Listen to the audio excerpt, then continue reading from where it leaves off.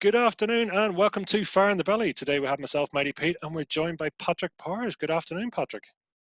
Good afternoon, Mighty Pete. Great to have you on. Great, Thanks very much great for to coming be on. here. So tell me this, who are you and what do you do? All right, so I am originally from Denmark, and I am currently running a meetup group in London called Entrepreneurs in London. It's become the second biggest business meetup group in the world, biggest in Europe. And apart from running those events, which I really like to talk about, that's one of my passions is helping entrepreneurship.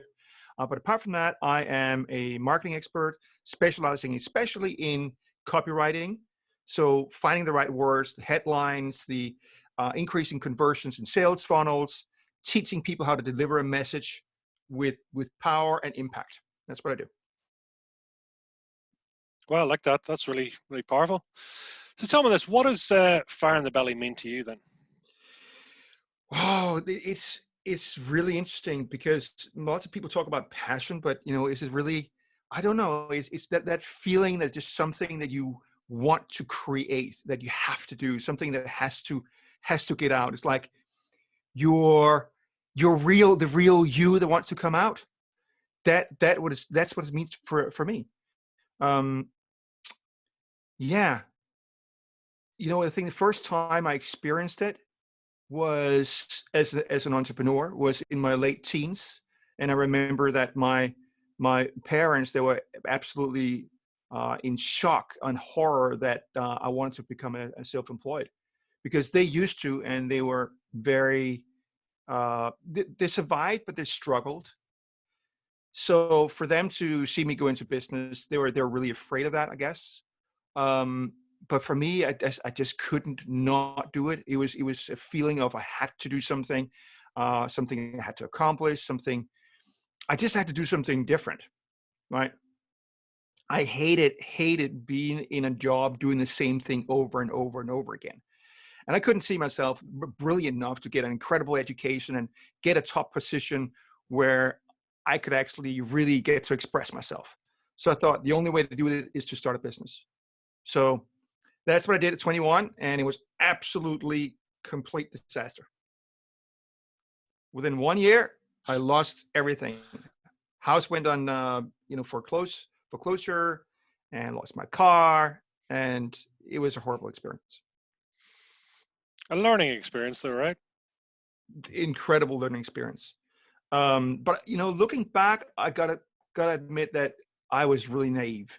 I mean, it's just like, how could I even think that I had the skills to succeed in business? I had no communication skills. I was extremely shy, like extremely shy. I mean, to the degree that I was literally afraid of people. And that's one of the reasons why I hid in nature. I did a lot of fishing, loved being in nature, because I didn't really like people. So, but anyway, I thought it was all about having a great idea in business. And it turned out it's actually, the idea is actually secondary to your communication skills, to how you can market yourself, how you can sell yourself, how you can pitch yourself. That's what it's all about, or most of it is about. If you have that as a foundation, you can pretty much succeed in any business. Well, I love that. I'm sure we'll get into that more. So take us right back, Patrick. Where are you from? Talk to us about your growing up. Yeah, so I grew up in the suburbs of Copenhagen, until we were 5 years old, or I was 5 years old, where we were forced to move. Actually, the government actually forced us to move because they were building high rises. So I think they called expropriating the property. And so we moved to the countryside in Denmark, in a very, very small town, about 500-700 people. And I'm really happy that I grew up in that environment. It was very, very safe environment. And that's where I grew to love nature, and which is still, I'm so happy.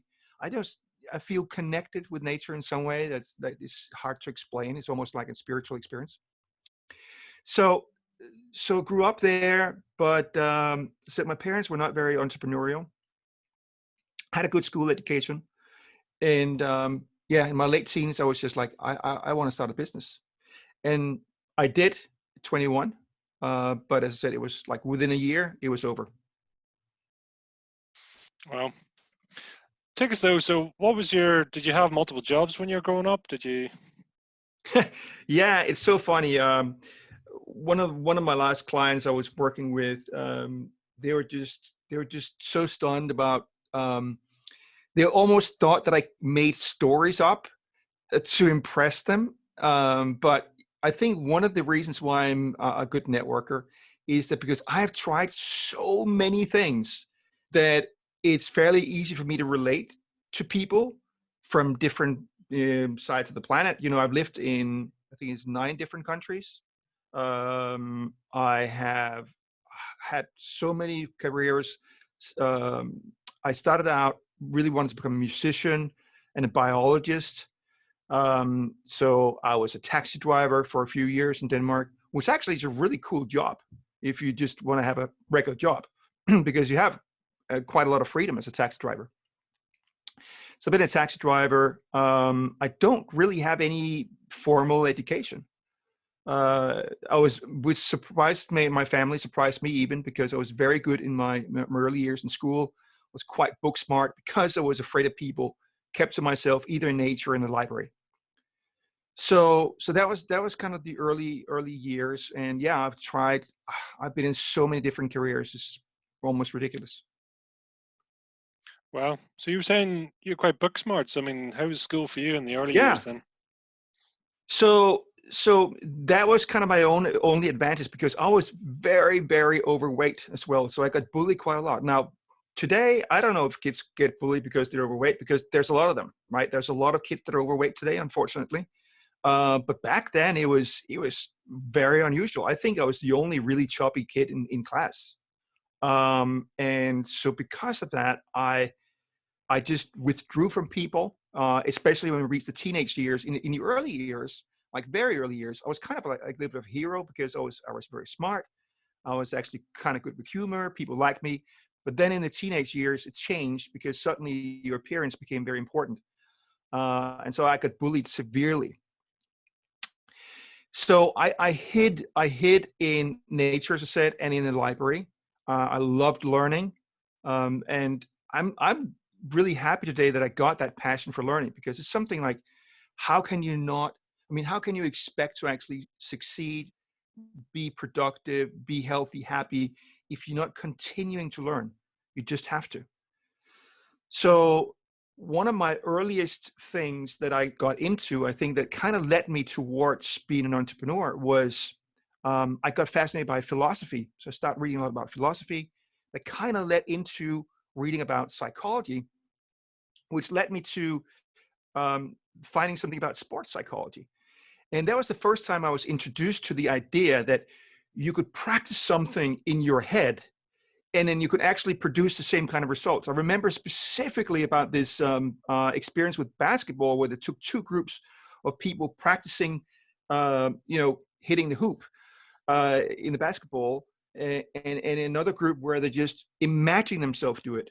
And they had almost as much improvement in the second group where they imagine it as in the first group, right? So when you rehearse something in your brain enough times and you do it vividly enough, um, you actually produce the same kind of results in your nervous system, which completely fascinated me, because again, I was extremely shy of people. So I thought, well, maybe I can train myself to be confident. So that was kind of the early stage things that I was interested in back then, apart from nature and fishing. That kind of led me towards what I'm doing today, because one day I found a book, and I'll never forget this. I found a book, and honestly, I don't really know what was actually, to this day, what was in the book too much, but I remember the backside, because it said at the very top, "This book is really good. I know this because I wrote it." And I thought, I thought that's really funny and confident. I think I need to read this book, and it was called something about how to become. Oh, it was called "How to Become the Boss and Stay the Boss," and um, and that was the first time in my life that I had my eyes open to that I could possibly be something else apart from an employee. And that was a Danish guy quite famous in Denmark called Harry Motor.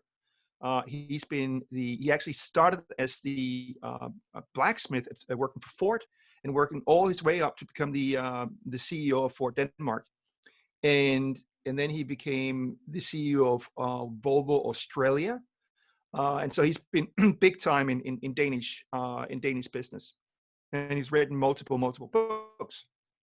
So he introduced me to the idea of business and becoming a boss, or becoming your own boss for your own business. So that was a pivotal book for me. As I said, I don't remember much was in the book, but it inspired me to do what I do today. Well, what sort of age were you at that point? I was, well, when I bumped into Harry Motor's book, that was when I was studying to become a landscape gardener. And so I'd probably be around 19, probably Oh. around 19. Yeah. 18, 19. So, just curiously, I mean, you now hit me with four careers there between musician, biologist, taxi driver, and now landscape gardener. So, through school, what did you want to do? I mean, did you have any idea when you were growing up and going through school what? I wanted to become a biologist. Okay. Yeah. There was no doubt that was my passion. And so what went wrong with that was that um, it was a big shock for me, So in the very small community that we were, the schools that we had there only went to the 7th grade. Then you had to go to the bigger city to go to 8th, 9th, 10th grade, and then from then on, if you wanted to have a further education, you go to something called a gymnasium, which has nothing to do with it. It's just like loosely translated, but it's like a college in between normal school and university, I guess. When I came to that college thing, I was complete stranger, where the other people, they had actually been going to that same school like from the 1st grade, and I'd gone up. So I felt like I'm a complete outsider. I was shy and awkward around people anyway, and so I just felt really, really outside, and it was a quite horrible time for me. And in the end, I dropped out. Of that school.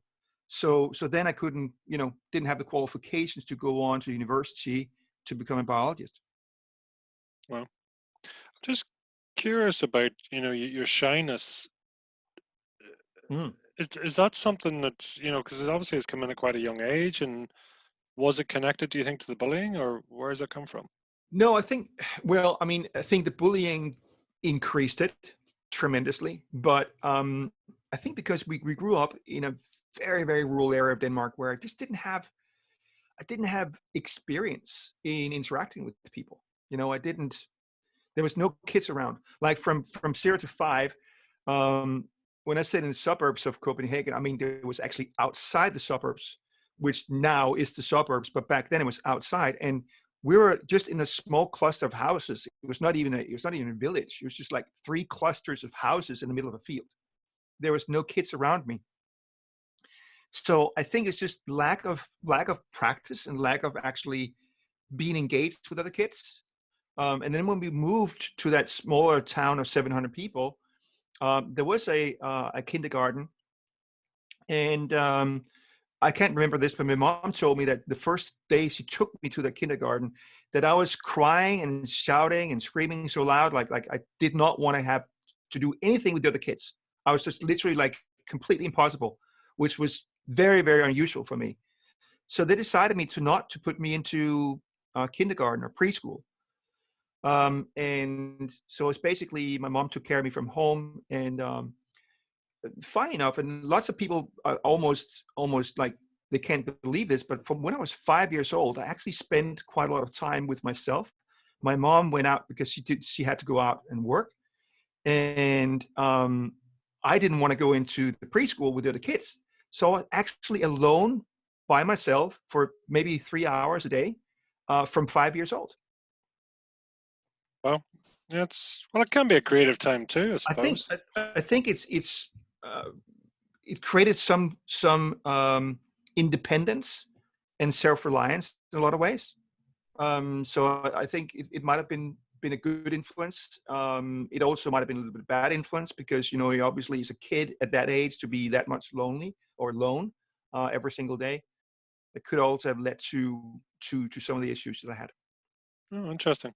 So it just gives a bit of background. So what did your parents do? So my dad was just well, he was kind of foreman at a factory that was doing, what is it called in English? I'm not sure. Something like, oh, felt. You know, felt, like they make the hats from. You know, so it was a factory that was producing felt, and so he was a foreman there. And my mom, she's been just been a housewife most of her life, and on the side does did cleaning jobs. She did a bit of catering. She was a very, very good cook. So she went out and did parties for people in their private homes and stuff like that, where she was both doing the food, but also kind of running the show and bringing in other people to cater for the big parties. There's obviously a bit of an independent flair and a little bit of entrepreneurship with your mother, then it seems. Yeah, yeah. I actually never thought about that, but it's true. You Yeah. know, Well, I mean, they were, you know, when I was a kid, they had this small business, as I said, you know, until 5 years old, which was kind of it's not a concept I think that exists anymore, but it's kind of a bed and breakfast, right? So that's what they had when I was very small, and they were struggling to stay alive, but they did until they were forced out. so you're saying then obviously there was a replacement or the relocation at that time. Yeah, the government basically paid one lump sum for their property, and back then it was actually quite a lot of money. It sounds crazy, but this was back in '72, and was probably equates to about £40,000, which sounds crazy today, but back then it was actually a lot of money, right? That's significant. Yeah. It's So yeah, they were bought out for £40,000, and they moved to the countryside and started a new life. wow. Save me the math. You were born in '67, is that right? Correct. There we go. I thought I had Yep. the math right, just checking.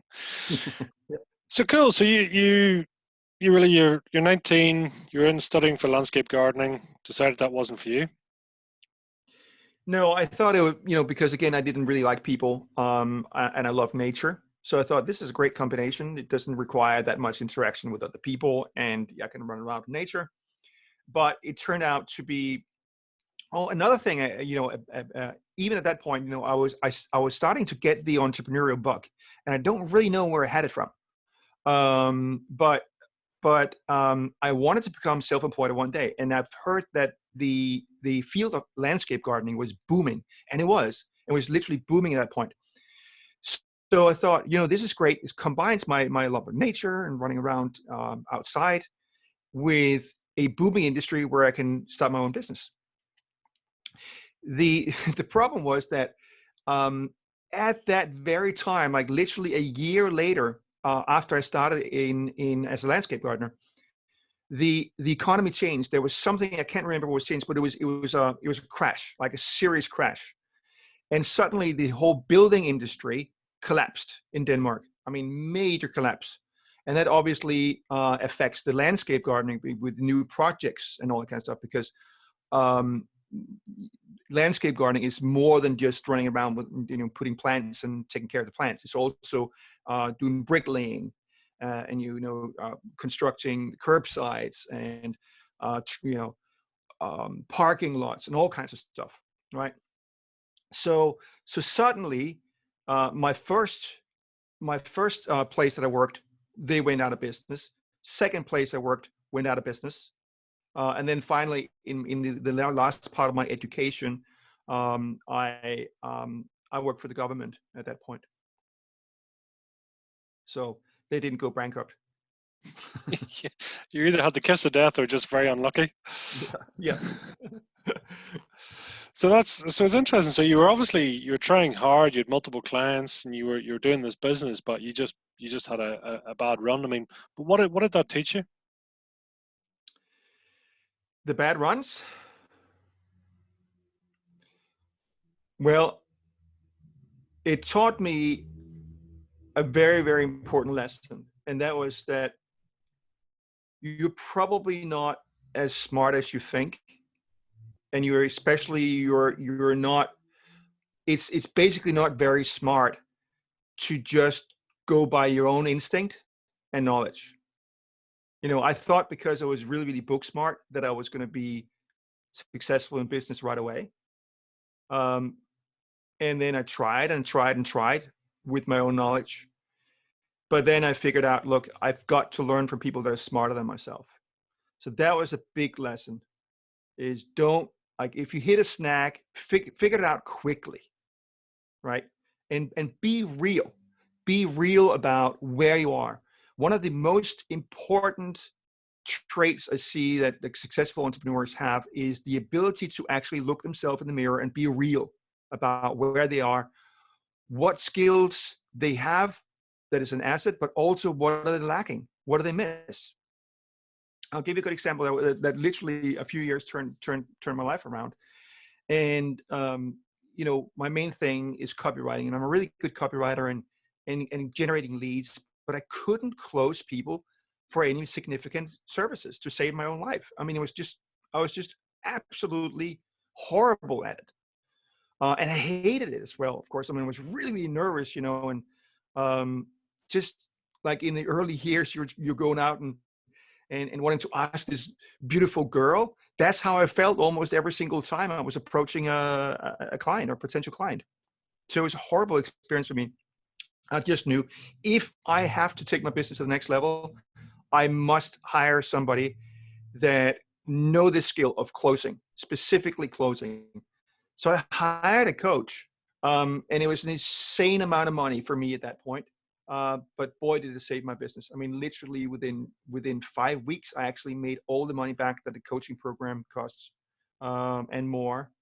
So that was an example of my what I learned from the failures is don't hold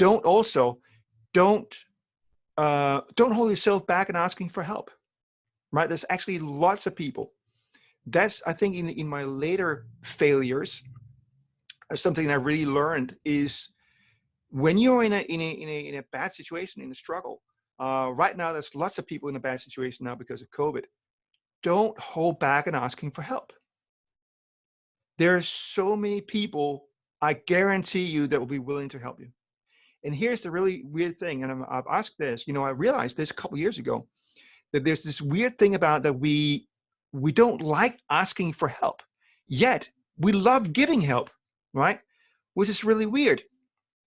That we know that people love giving help, but we don't want to give them the joy of helping us.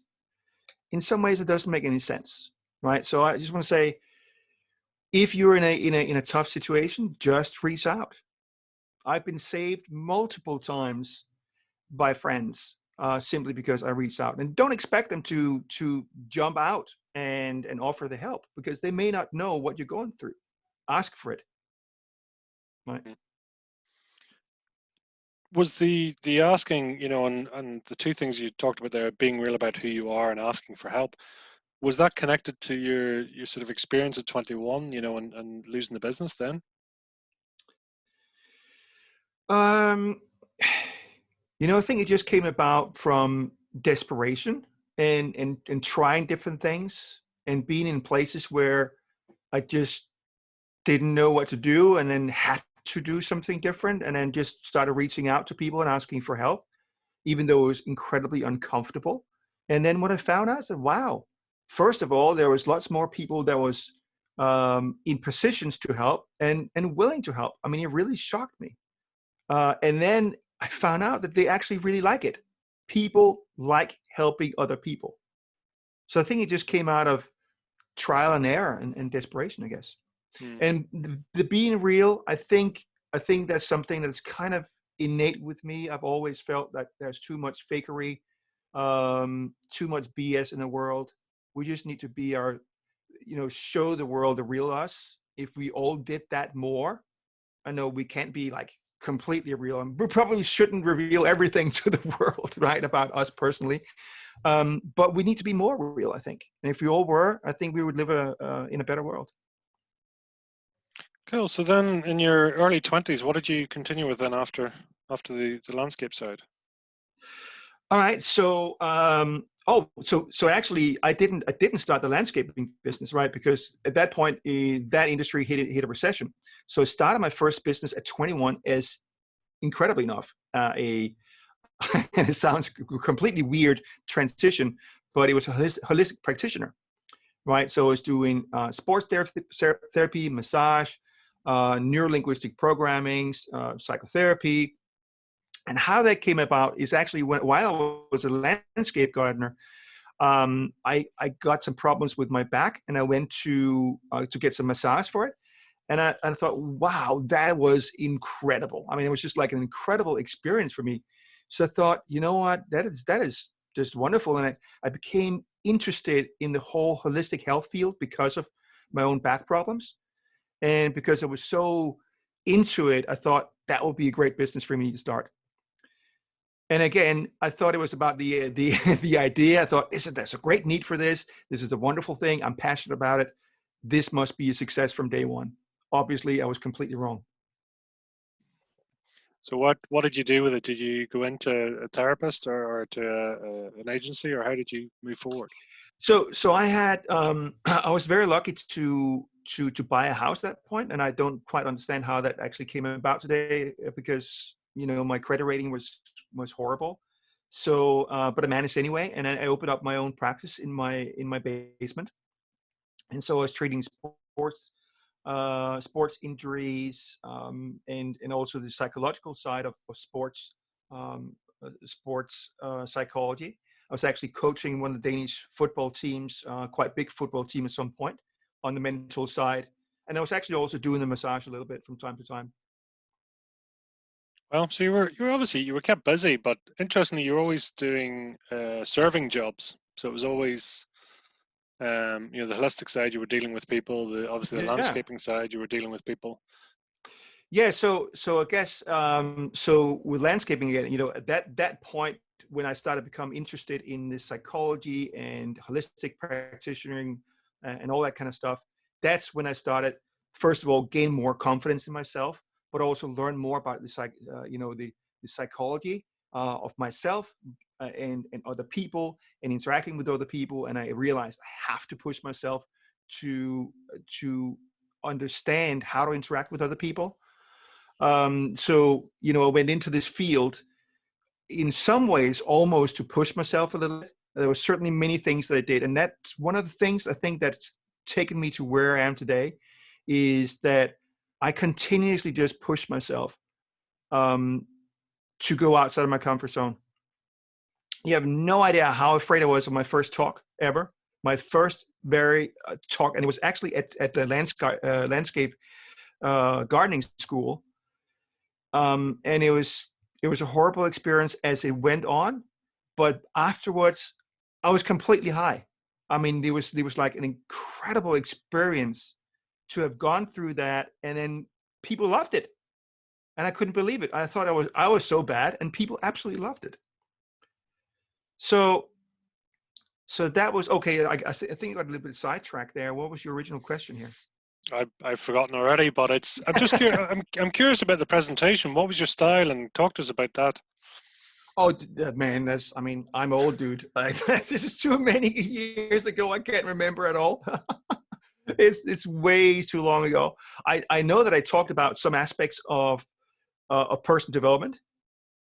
And what I do remember mostly, though, is that I was unbelievably just terrified. I could literally feel my knees shaking, like physically feel my knees shaking.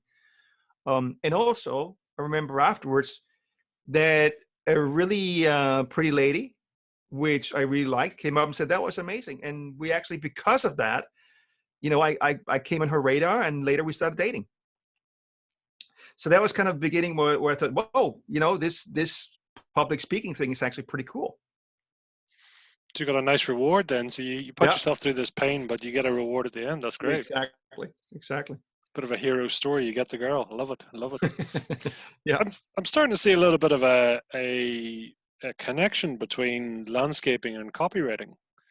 In that really? Okay. well, just in that you're assisting other people to present their best selves. So You know, you're Sure. helping them to have the best garden. You know, the copywriting is you're helping them to present themselves. So it's Oh yeah, and then there's a big connection or correlation between gardening and how we how we should manage our own mind, because weeds grow all by themselves, right? Doesn't take any effort, they come all by themselves. But if you want a beautiful garden, you have to remove the weeds constantly, like constantly.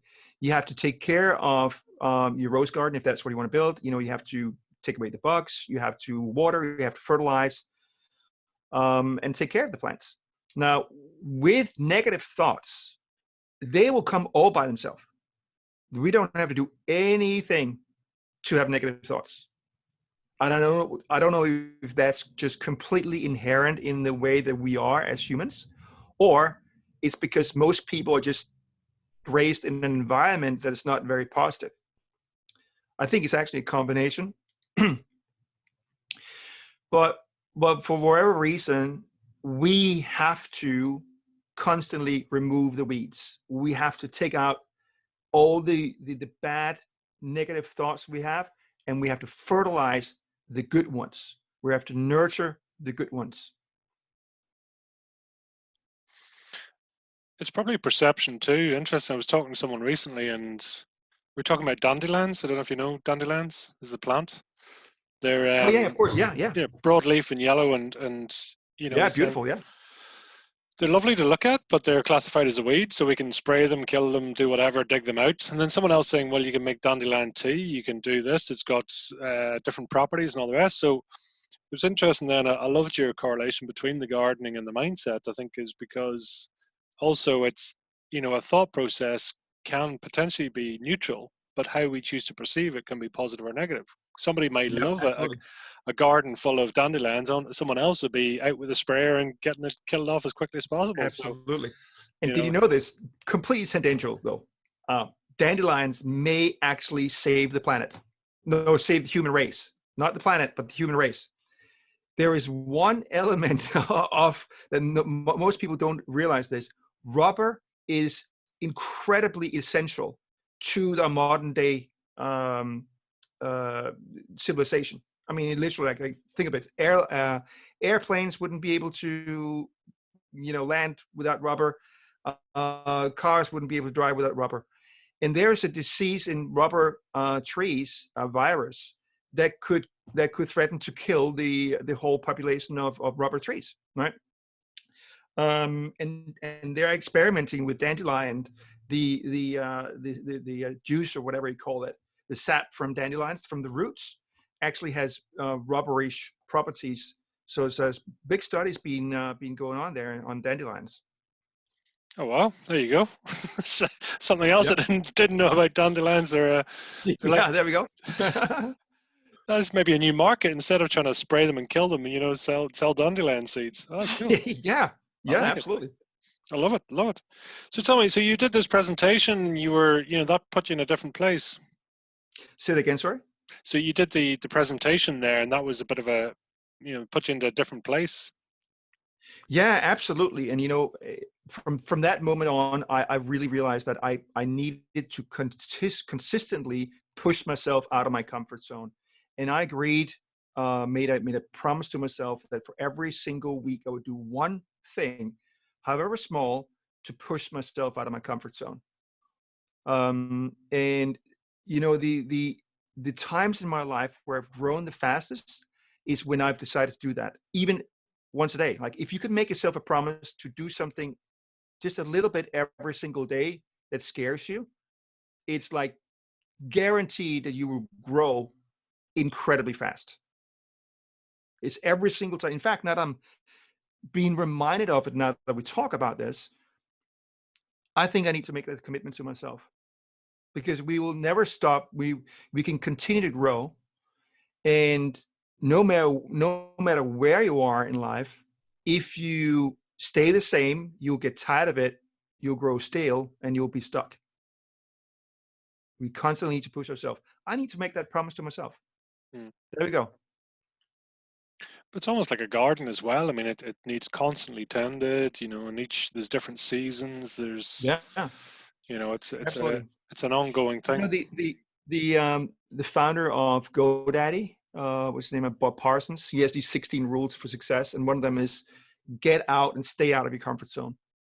And it really is one of the most profound things that you can ever do. And the funny thing is, we almost, it's like there was this crazy duality in us where we know we want more, and then we can be more, and at the same time we're incredibly afraid of going after it.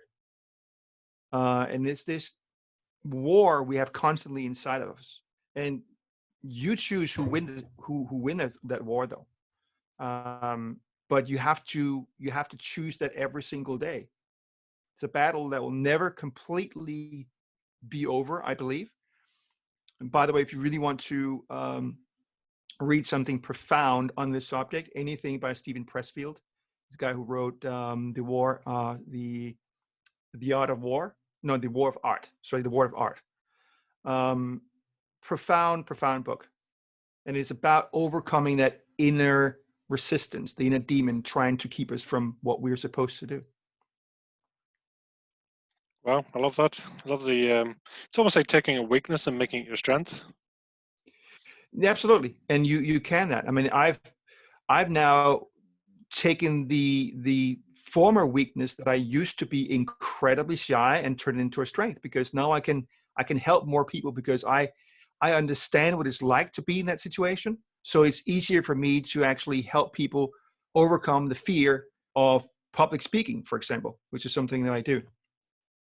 And because I've been it, it's not just theoretical knowledge. I've actually lived it. Wow, I love that. So take us on then in your career. What happened next? So next was a series of home-based businesses. Well, I actually started another clinic as well, and that failed again. And then I started to get into the network marketing field, the direct selling field, and went on to fail probably about 14, 15 times over approximately 14 years. And I think I did a couple of minor attempts to get started with my psychotherapy practice and holistic practitioner and all that kind of stuff again, but never anything serious. Now, I got really into web design at some point when the internet started, and so I was studying that and how to get a business online, and that's also when I really started getting into copywriting and the love of words and persuasion, which is something like I'm so happy that I got into this field. And I think it was just there waiting for me. But anyway, we'll get back to that. So I started as I said, in several different direct selling businesses without success. And finally, in 2003, I had enough. And I said, this is it. I can't stand my life anymore. I have to do something completely drastic. And I was in so much emotional pain, also because of a breakup with a girlfriend. And it was like my life was just crumbling. And I said, this is it. I will do whatever it takes to be successful now, whether I don't care how uncomfortable it is, as long as it's ethical and within, the laws and all that kind of stuff. I will do whatever it takes. And that's what I did. And it's just astounding. Literally from one moment to the next, my life completely changed. I mean, it was just, I can't even understand it today how quickly it happened. It was like night and day. I joined this network marketing company, and it was not in Denmark at the time. And I said, I don't care. I'll go to the US to live with my sponsors, the people that was in this business, that they could actually teach me and mentor me. But we were working on the business in Denmark. And after 14 years of failure, the first presentation I did with this company, I'd been in it for 4 days. There were 7 people there, and all 7 signed up. And it was just astounding. It was really unbelievable. And then everything exploded. It was almost like it was too easy. Within 7 months, I had 1,000 people in my team. And within a year, we had 4,500 people in my team. And at that point, I was the fastest growing distributor in Europe. So that was a weird experience, to say the least, to suddenly have gone from struggle, struggle, struggle, struggle. I mean, just unbelievable struggle. And then suddenly just boom. I was almost in that company a little bit of a superstar, because fastest growing team in Europe, and possibly even in the world at that point in my company. What changed? What changed? Well, it was my commitment. It was my commitment to do whatever it took to do the things that were uncomfortable for me, and which was approaching people to make sales and doing presentations. Right? It was horribly uncomfortable, but I decided, look, it is actually not about me either. And that's a really interesting thing, is that when you, like, everybody understands that you need to serve your market, whatever market you're in. You're there to serve them. You're there to be valuable to them. And if you're just there for yourself, you're not going to succeed. You have to be there for them. But if you are not going out to make presentations, or what happens when you're making a presentation as a public speaker or a sales presentation, if you're afraid of what they're going to say, what's going to happen, if you're going to be looking stupid, you're actually in that presentation at that moment for yourself. You're not there for them. And that's when I realized this, that when I made this shift, I said, I don't care about whether people say no to me. I don't care if they think I'm silly. I don't care if I fall flat on my face in front of the audience. But I do care about bringing this message. I had a message that was very important for me to give to the world. And so it became more important for me to carry the message than me. And I think that's what the market picked up on, that they could feel that I was going somewhere, I was passionate about it, and I didn't really care too much about myself either. I cared more about my audiences. I cared more about my customers, my prospects, than actually about me. And until that moment, I cared more about me. Does that make sense?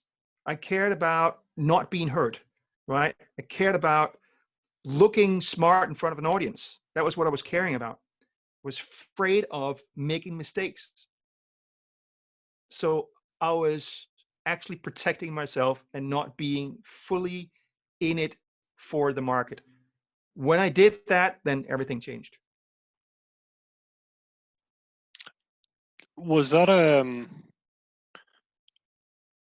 natural, was it something there? Did you make a shift, or was that almost a decision you took? So as in, did you become the person that you wanted to be at that point, or was it very much still a facade? Because how's your confidence here? If you just took a decision and saying that's who I've become, or you saying no, this is what I need to present. Had you come into alignment? Does that make sense? Yeah, absolutely. I think it was the latter, that this is just a message I need to get out to the world. And I'm the first in Denmark to carry this flag, to carry this banner. There was nobody there before me, and there was nobody I could really lean up against. So I said, well, this is important, this breakthrough, or it was a health breakthrough, by the way. It's a very, very important breakthrough. We've got to get it out to the world. And nobody else is willing to take it than I am. I have to. Well, so instead of, as you say, instead of it being about you, it's about what it can do and what you can do for somebody else. Yeah, absolutely. Yeah. That was the tipping point. Wow, that's great. So you were roughly what, about 36 something when this all started, this whole thing? Yeah, about 35, 36. Yeah. And it came into play. So you tell me you'd moved to America, is that right? Have I understood that correctly? So what happened is, so first of all, I went to the UK to check out this company, and just to take away the last final doubts. And you know what? It's really weird. I don't hardly know how I got in touch with this company. I must have bumped into some presentation online or whatever, but reached out to the people that was involved with it. They were actually coming from the US to the UK to do some presentations. So I went over to check it out and made the final decision that I was going to join the company at that point. And and then went back to Denmark, started working with it. It just took off like crazy. And then after a while, I had to move away from my girlfriend because we split up. We were living together. I had to move away. It was her apartment. And so I basically said to the people that introduced me in the direct selling industry, we call them, or network marketing industries, they're called the uplines.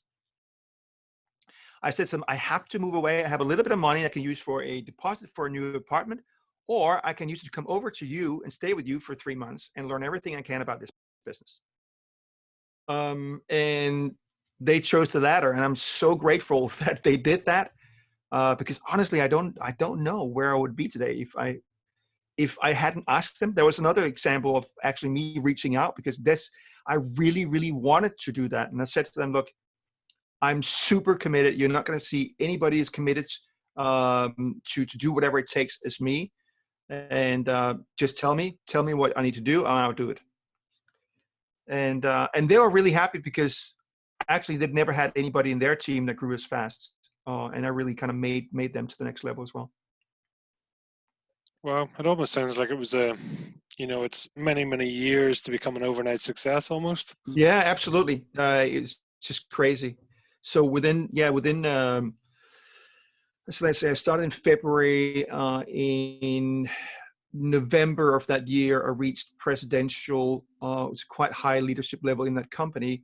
And this is very important. This is, by the way, an incredible story, which I can't even believe today. But I can because I experienced it, but it's almost hard for me to believe it. So I had set out a goal to become presidential level in the company by 8th of November that year. You see the 7th or 8th. It was the last Friday in what is called a specific business period. And the reason why I wanted to hit presidential by then was because there was a trip to Hawaii attached to it. And I've always wanted to go to Hawaii. Like, it was so important for me to go to Hawaii if I had the opportunity. So that was my goal. And everybody thought I was crazy to actually go for that goal because it was quite high volume. And it actually happened on the exact last day of that business period.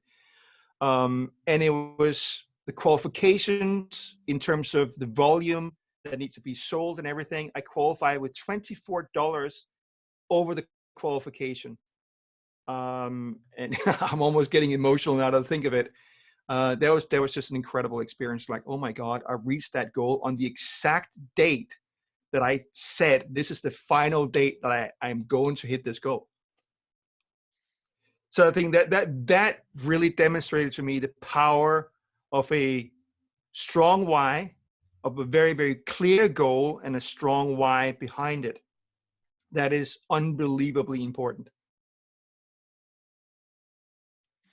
I was going to say, and you closed me off on it, but I was going to say, is there any part of that is luck, do you think? It's hard to say. It's how do you actually quantify that? Probably. I'm definitely not going to rule it out. I think success in some ways, maybe, I don't know, is quite a lot of luck involved in it. But it's also intention. I think I'm not sure really. I believe in the what do you call it, the law of attraction and all that kind of stuff, except when we set a really, really strong intention, I believe that other people will definitely pick up on that. Right? They can feel that vibration inside of us. I don't think there's necessarily anything weird, that the universe certainly will help you, but people will pick up on your energy. So they will definitely pick up on your intention. So if you have very, very strong intention, you're committed to something, they also are very, very likely to follow you because people like committed people. So yeah, I think I got sidetracked again. What was your question? I was going to ask, on top of that, is, did you deserve that trip? Yeah, I did. I worked very hard for it. I'm really glad you asked me that because, lots of times in my life, because I've been dealing so much with low self-esteem and self-doubt and all that kind of stuff, many times I I think I have a tendency to think that I don't deserve stuff. But now that you asked that question, nobody's asked me that question before, by the way, which is really interesting. And it took me a split second to actually determine that. And then, yeah, absolutely, I did deserve that. I find it interesting because for me, it sounds like almost that change in mindset. It's all, everything's almost seems to have solidified through that point, that tipping point. Yeah, no doubt. No doubt. It was the commitment to just do whatever it took, whether I was comfortable with it or not, whether I was competent or not. It's like, I don't really know about how to do presentations. I don't know everything about this company and the compensation plan and the products. But you know what? I'm going to do it. And I don't care if I'm not really good at it because I will become good at it. I'll just continue to do it until I become good. And that's where a lot of people, they go wrong, right? They want to wait to do stuff until they're good at it instead of the other way around. So let's just do this and then fail with it until we become good at it. Makes sense. People want to, they want to have all their ducks in a row and lined up and all that kind of stuff. And they want to feel confident to go out, for example, doing a presentation, right? I know a lot of people want to become public speakers, or they realize that it would be huge benefit for them to do mass presentations, right? Instead of one-to-one presentation, that they do presentation to 10, 20, 50, 100 people at a time. But they wait to go out and do it until they're completely confident. Well, you probably will never get there until and unless you're willing to step outside of that comfort zone and just do it poorly until you become good at it. This tipping point that seems to be coming across, did it precede a particularly low or tough time in your life? Yeah, it was the coalescence of everything that was just, I was so unhappy with my career, what I was doing. At that point, I was moving furniture in a warehouse. I was temp agent. It was just back-breaking work. It was really, really hard to move, like heavy sofas and multiple failed attempts with marketing and my own business. And it was just that thing. And then on top of that, my breakup with my girlfriend. Right. And I was just like, I cannot stand this anymore. And that was it. It was literally like switching, flicking a switch from one moment to the next. It's like, okay, I'm going to do this. And the weird thing that happens actually when you make the decision, like really the firm decision, that fear that you used to have, it will instantly be decreased. It's not necessarily going to go away, but it's almost like you have decided to kill that beast. And certainly that fight, you're not running away from the fight anymore. You're turning into the fight. And that's when you start to feel more alive and you're not as afraid anymore. And that's actually a technique that I'm using when I'm helping people get over the fear of selling and over the fear of making presentations, is actually going into the emotion of the fear, not running away from the fear, but actually literally running after the fear, running into the emotion. And the unbelievable thing that happened, and back then, I had no idea that this was kind of a technique. It was just something I did because I was so desperate for change that I just had to do something, right? But the moment you turn around, instead of running away from fear and you're facing it, that fear starts to decrease.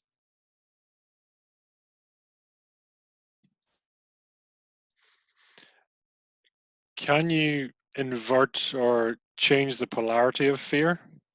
Or is it just a case of trying to get rid of it?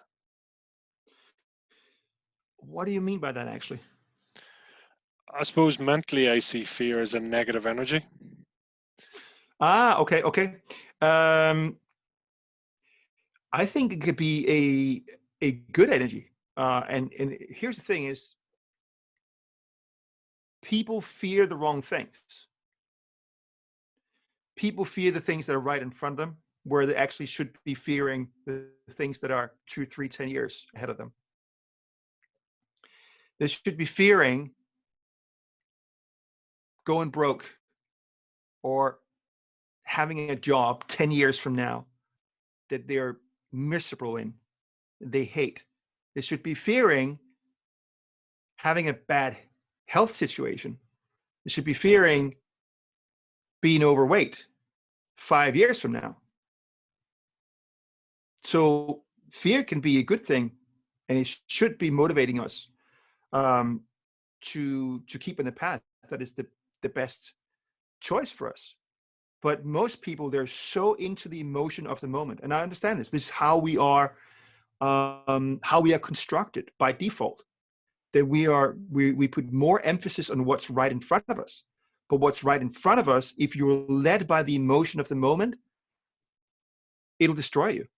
Why? Because, well, that ice cream looks really, really nice. I feel like eating it. Okay, I'm eating it. Right? And if you do that consistently, I mean, that's just one example out of so many.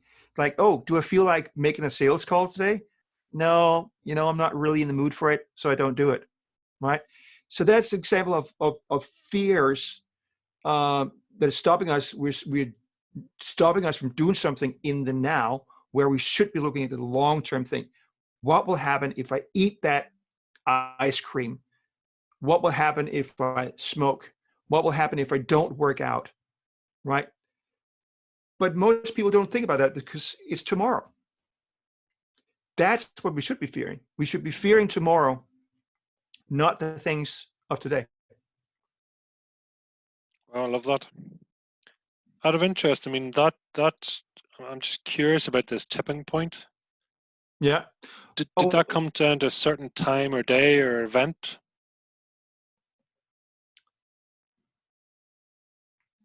I think it was when my girlfriend broke up with me. That must have been it. I remember I was just in so much emotional pain that actually, I'm an atheist, but that moment, I literally fell to my knees in my living room and prayed to God. And I didn't pray to get her back. I just said, get me out of this pain. I just can't take this pain anymore. So that was probably the moment where it again was just coalescing of all this shit that was going on in my life at that point, and it just exploded. And I think the next day I woke up. I can't remember now, but very, very briefly after that moment, I just said, "This is it. I have to do something drastically different with my life, and I am committed now to do whatever it takes, for as long as it takes, to get the freedom, to get the life that I want." And by the way, I don't know if I told you, I should have done this, Pete, and I apologize for this. I should have sent you a before picture of me, because you will literally not believe the before picture of me. So I as I said, I was choppy in school, right? And that's actually really it's been very polite to say that I was choppy. Okay. So for the most of my adult life, I've been morbidly obese. And so that changed 5 years ago. And that was also a definitive decision. Okay, I'm going to do something drastic about this. And I lost 160 pounds, which I don't know if you use stones in Ireland, Yep. but it's 11 stones. It's approximately 11 stones. That's a person. That's a good person. It's a person, yeah, and it's a full-grown person, right? So I've been carrying a lot of weight, emotional and physical weight, throughout my entire life until relatively recent. Well, it's unbelievable. Yeah, and that's why I said, and people don't believe it. That's why I said I should have sent this picture to you, and of course now I will, so you can see this absolutely is true. And most people, they're like, they if they haven't seen me in that period of time where I transitioned, and it happened very quickly, it was like within a year to year and a half, I lost 160 pounds. And I literally walked past people in trade shows. They walked past my stand, and I had to stop them and say, "Hey, Bob, or whatever, how's it going?" And they looked at me like, "Holy moly!" They would never have realized it was me if it wasn't because I spoke up and they recognized my voice. So that's another example. I'm so passionate about helping people make breakthroughs and transitions because I've experienced in my life that there's just so much you can do. You can do so much more. You don't have to be the person that you are right now if you don't like. Your business can expand. You can grow personally. You can get over your fears. You can completely and utterly transform your brain if that's what you want. But you also have to put some energy into it and some effort into it. And I think that's what most people, they just quit too quickly. They don't, they're not serious about their quest. It's easy to just go back and watch Netflix. Was that, I don't know if you remember back, but I mean, did you see that as an away from goal or a toward goal? Were you? Oh, there's no doubt that like with my weight loss, no doubt it was away from goal. Right. And it was actually not so much the way I looked, but I was really afraid of getting diabetes. That was my main driver, diabetes and other overweight related diseases. So no doubt there was no way. And I was just like, there's so many downsides of being that big. And trust me, I was really, really big. So, I used those pains to motivate myself to do something drastic. The weird thing again, once you get into a habit, suddenly it's just easy. I mean, it literally took me probably about 2 to 3 weeks. I think the first week was really hard. Second week was pretty hard, and then after third week it was like, oh, this is easy. I can do this. I just have to continue to do this plan, and then I'll lose this weight. It'll take me a while. That's fine, but it'll happen. So once you get into a habit of doing things, you break that initial resistance and uncomfortableness of doing it, then it becomes a habit and you can achieve anything. So you start off that with making a decision. You decided Yeah. to change. Yeah, absolutely. And you have to make that like incredibly firm because you will have so much resistance. I don't care who you are. You will have like, if you want to make a drastic change in your life, you will have inner resistance. You'll have outer resistance as well, right? Which is sometimes it can be very hard to deal with, friends, parents, family, whatever, that's not supporting you in making this transition. But you have to realize that this is your path. This is your dream. It's not theirs, and they don't owe you to help you. It's your path. You have to put the energy into it.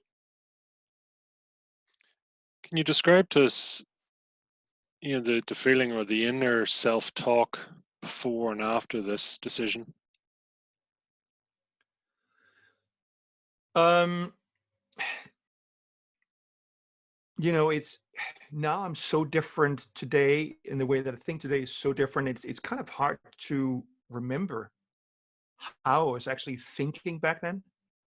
And I guess maybe I don't even want to really go into even trying to think like like I thought back then, because I was feeling so low. I was feeling so little about myself. But I do know that there's a struggle up to that point, big struggle. And at the moment I made the decision, I'm going to do this, there was just a relief. It was like a feeling of relief. And yes, I was still a little bit afraid, but the fear lessened so much. Again, I turned into the battle instead of running away from the battle. And at that moment, yeah, it was also a bit of clarity, I think. And by the way, people chasing clarity, I think, is the wrong thing to chase. Because I think you might never achieve it. And if you achieve it, it's going to be for brief moments, and then it's going to be confusion again. I'm sorry to break it, but I think that is life in many cases. But at that point, at least, it was a clarity of this is what I'm supposed to do, at least for a while. And it was not, should I do this? Should I do that? Or which way should it go? It's like, no, okay, no, I'm going to do this. And that was a relief. So I didn't feel the internal struggle anymore, if that makes sense. It sounds almost like an alignment. You're who you want to Yeah. be, who you want to present, who you are Yeah, became absolutely. one and the Yeah. same. Yeah. Yeah. I think that's a great way to describe it, being in alignment with who I was supposed to be. Absolutely. And it's hard.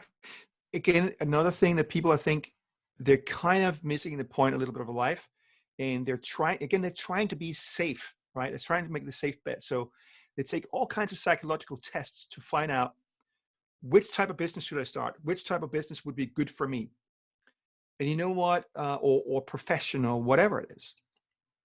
And I think to a certain degree that we can never really know it unless we actually start going on the path and probably stumbling a few times and then finding yourself in that process, really finding out what you're good at and what you're supposed to be. I don't think you can figure that out. And there might have been some people that have done it and be really lucky to.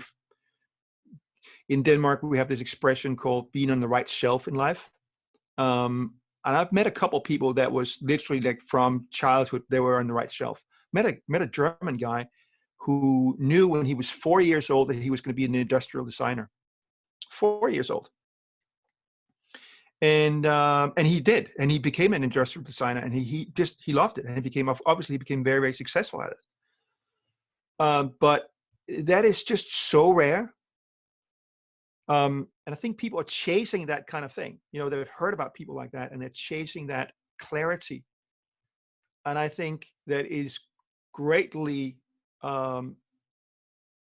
disempowering people to try to chase that clarity.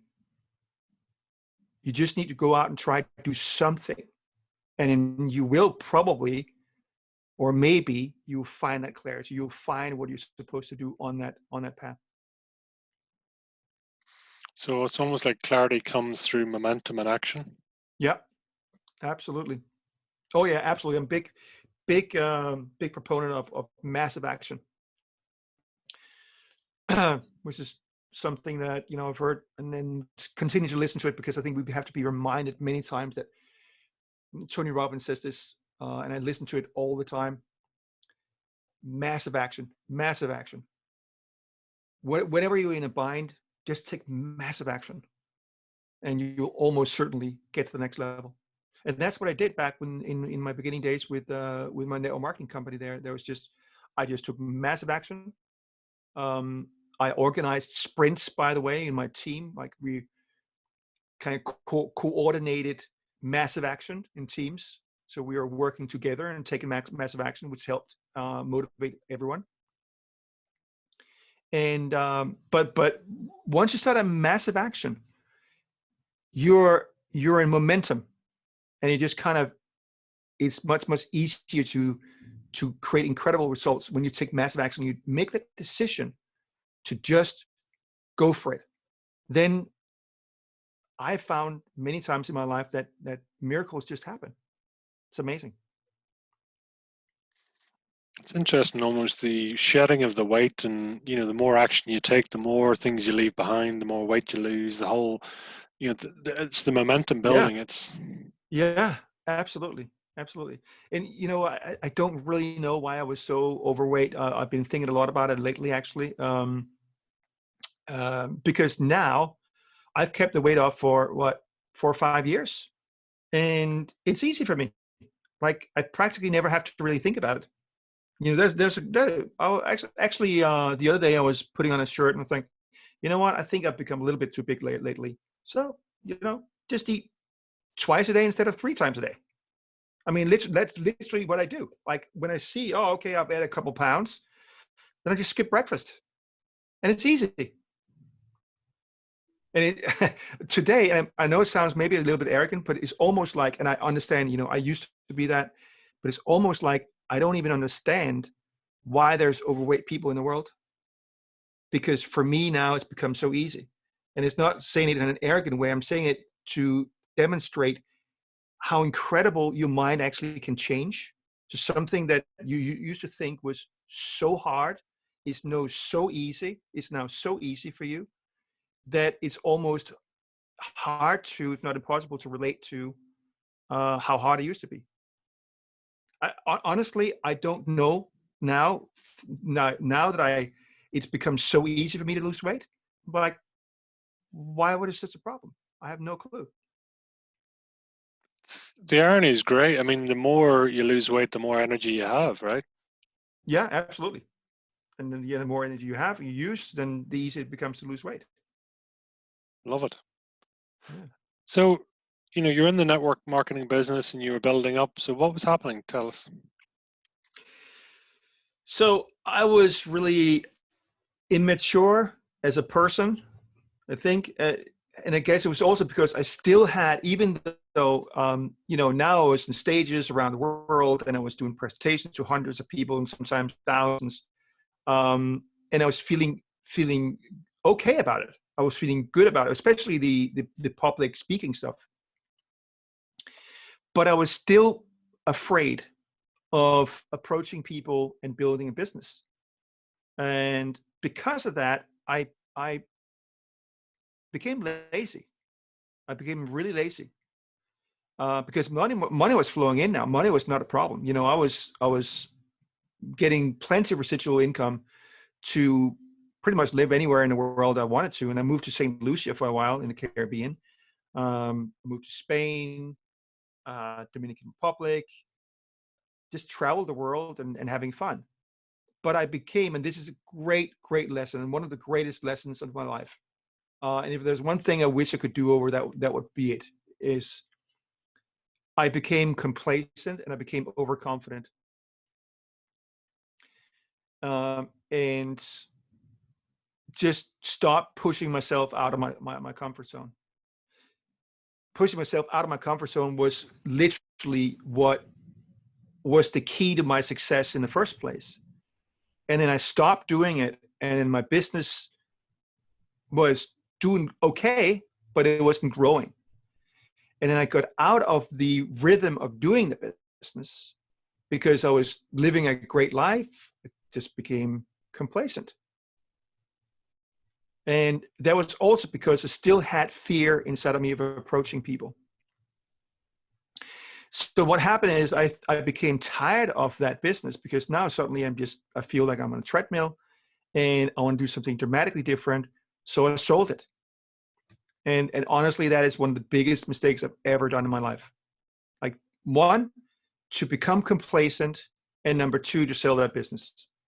That was, when I look back at it today, it's like, my God, how could I do that? I mean, you're so obviously idiotic, right? But you can always see that with hindsight and all that. You just see like, my God, how could I be so stupid to do that? But I guess, there is you always have to believe that it will always, like, whatever path you're on, whatever mistakes you make, that it will lead you to where you really are supposed to be. You just have to have that belief. Because actually, for years, after I sold it and things started going like really pear-shaped for me, like really bad, I started to seriously beat myself up. Like, seriously. But maybe we should go into that a little bit later. You look like you have something you want to go deeper into. No, I was curious about, that, again, the shift in mindset. You've sort of gone a tipping point, but then it's almost like it sounds like your values weren't quite right, if that makes sense. No, I don't think so. It was more that, well, I mean, it depends on what you see by values, because I guess my value was not being hurt, right? I was keeping away from situations that could stressed me out or that I was afraid of, right? So it was apparently on a subconscious level, it's important for me to stay away from psychologically dangerous situations, if you will. And so I guess that's a value, right? That you want to stay safe. And if that's your main value, you definitely you're going to struggle. You're going to really struggle because safety is an illusion.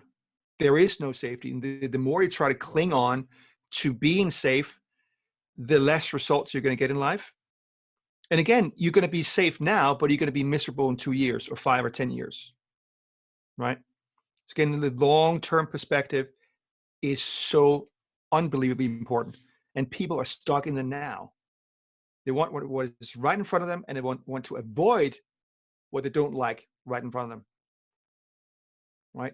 They want the ice cream, and they don't want to make sales presentations. so they create careers where they can just eat ice cream and they don't have to do sales presentations, instead of thinking about what does that really want out of life? Is this the person I really want to be?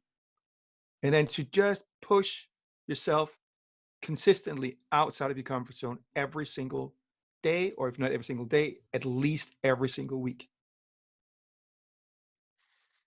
I find it's quite fascinating that you've gone from someone that's shy and doesn't want to be seen or heard to the point that the reverse, that you're actually worried that you're not being seen and heard. Yeah, no, you know what? And this is a great point. And that actually brings me to a different time in my life where I went through incredible growth. And so that was after my first business failure. We're talking about mid-20s now. This is a really important point. At that point, I just realized, look, I read, by the way, Tony Robbins' book, Awaken the Giant Within. That was a major, major, major book for me. It probably is to this day, apart from Harry Motor's book, How to Become the Boss and Stay the Boss, which put me in the path. I think there's no doubt that Awaken the Giant Within was a pivotal book for me. And I said, I am going to push myself out of my comfort zone so much every single week. I decided to take a completely different education, move to a different city in Denmark. And I did that specifically because I felt like if I stayed, that I would be stuck in my old identity.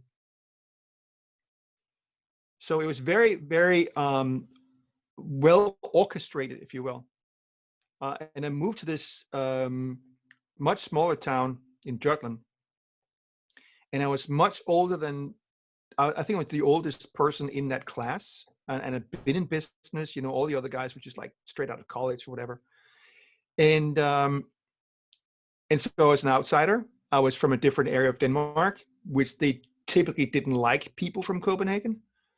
And I just decided, I don't care. They don't know who I'm supposed to be. So here I can be anybody I want. And the most incredible thing is that period of my life was just the most incredible transition. So I started becoming way more confident. I went for becoming the president of the school, of the students board, or whatever it's called, something like that. And at that point, it never happened in that school history that somebody, the first year student, had become the president of the school board, and I did it. And now that I think of it, it's just, that is actually one of the most amazing things I've ever done. That transition period, I went from completely shy to actually act, at least act as I was confident. And after acting like I was confident, then guess what? You actually become it. It's the weirdest thing. So I'm glad you brought me back to that. I got so much into this story now because I haven't been thinking about this for a long time. That period of my life. So that was Tony Robbins, Awaken the Giant Within. And yeah, that's probably where I got it from. That you just have to outside of your comfort zone. So I completely, I just created a new story of who I was. So I don't. Pete, I'm sorry if I got lost there in thought, because this is actually, I haven't thought about this transition period of my life for many years. It's really interesting. What's the power Did of? I answer you? Did you answer your question? Yeah, no, I'm you not sure I have. answered the question. It was Yeah, it's super interesting to see, and changing location to change identity in some ways is yeah. it's a very mature step in many ways, a very conscious step. It was very conscious, and you know what? I dressed differently, and I said I'm going to dress differently. Oh, here's my point. Now I know I was trying to make a point, okay? And that is, I don't necessarily like to be in the limelight today, but I know that I have to be. If I want to achieve the goals that I want to in life, and I want to really help people, which I really do, I can't make this about myself. I don't like to be in the limelight. I don't dislike it either, but it's not like I'm seeking it, right? But back then, that was the period of my life where I realized, if I'm going to become successful in business, I have to be comfortable being the center of attention. If I don't become comfortable, at least comfortable being the center of attention, I'll never make it. So I did all kinds of crazy stuff to become the center of attention. And of course, everybody that didn't know me, they thought, oh, this guy really loves the limelight, right? He really loves to be the center of attention. And I was scared. It was uncomfortable. Oh my God, it was uncomfortable. But not for long though, right? Um, but my point here is that is so important. I mean, there's so many levels where I've challenged myself to step outside my comfort zone. I know I've said this several times here, but you just got to do it. Yes, it's uncomfortable to be on stage. Yes, it's uncomfortable to go to the next level. Whatever it is that you need to do, it's uncomfortable. But you know what? If you don't take that discomfort now, you'll have to deal with a greater discomfort 2 years or 5 years from now, when your business is going down or it's not flourishing. You're stuck in your life, you're stuck in your business, and you're just not living the life you want to.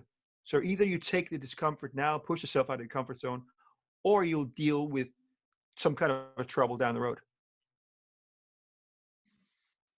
Have you any examples of some? You mentioned doing crazy stuff there to almost grab attention. Yeah, so I dressed in completely weird ways, like all, and not so weird, I guess, but for young kids back then, it was everybody was just in jeans and t-shirts, and I showed up in suits. I was the only person in suits, but not only that, also red suits, like completely red suit, and it was not in fashion. Right, so, um, and just push myself in class as well to make comments where before I would have just sit quiet in the back of the room. Also, at some point, I was walking. It was just in Copenhagen, and I'll never forget this. I was walking down the street, and suddenly there was this store that had all kinds of hobby stuff, and they had this little cute dragon. And I thought, this dragon is really cute. I loved it, and I went in to see it, and it was actually what do you call it? Like a puppy, a puppet. Like you stick your hand up in it, and you can make it look like it was talking and all that kind of stuff. And I thought, that's brilliant. I want to buy this. And I started actually taking it to nightclubs and doing kind of a little bit of a show with this puppet thing.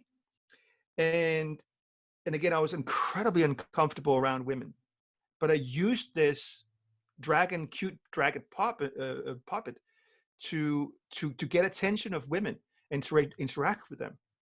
But I've been dancing with the dragon on the dancing floor in a nightclub. I once went into um, a cinema and bought a ticket for my dragon to sit next to me. It's like, oh my God, I did all kinds of crazy things to push myself out of my comfort zone. and become comfortable with being the center of attention. So today I'm very comfortable, but I'm not seeking it. It's not something that I like that makes me come alive. Does that make sense? Mm. It's not something that feeds my soul. It's being the center of attention. What feeds my soul is when I see somebody that I can help really, really either find their path in life or successfully get on that path where they really feel, okay, I'm on the way now to be the person I wanted to be and have the life I wanted to be. That's what really, really gets me. Every single time I've helped somebody, it brings me to tears.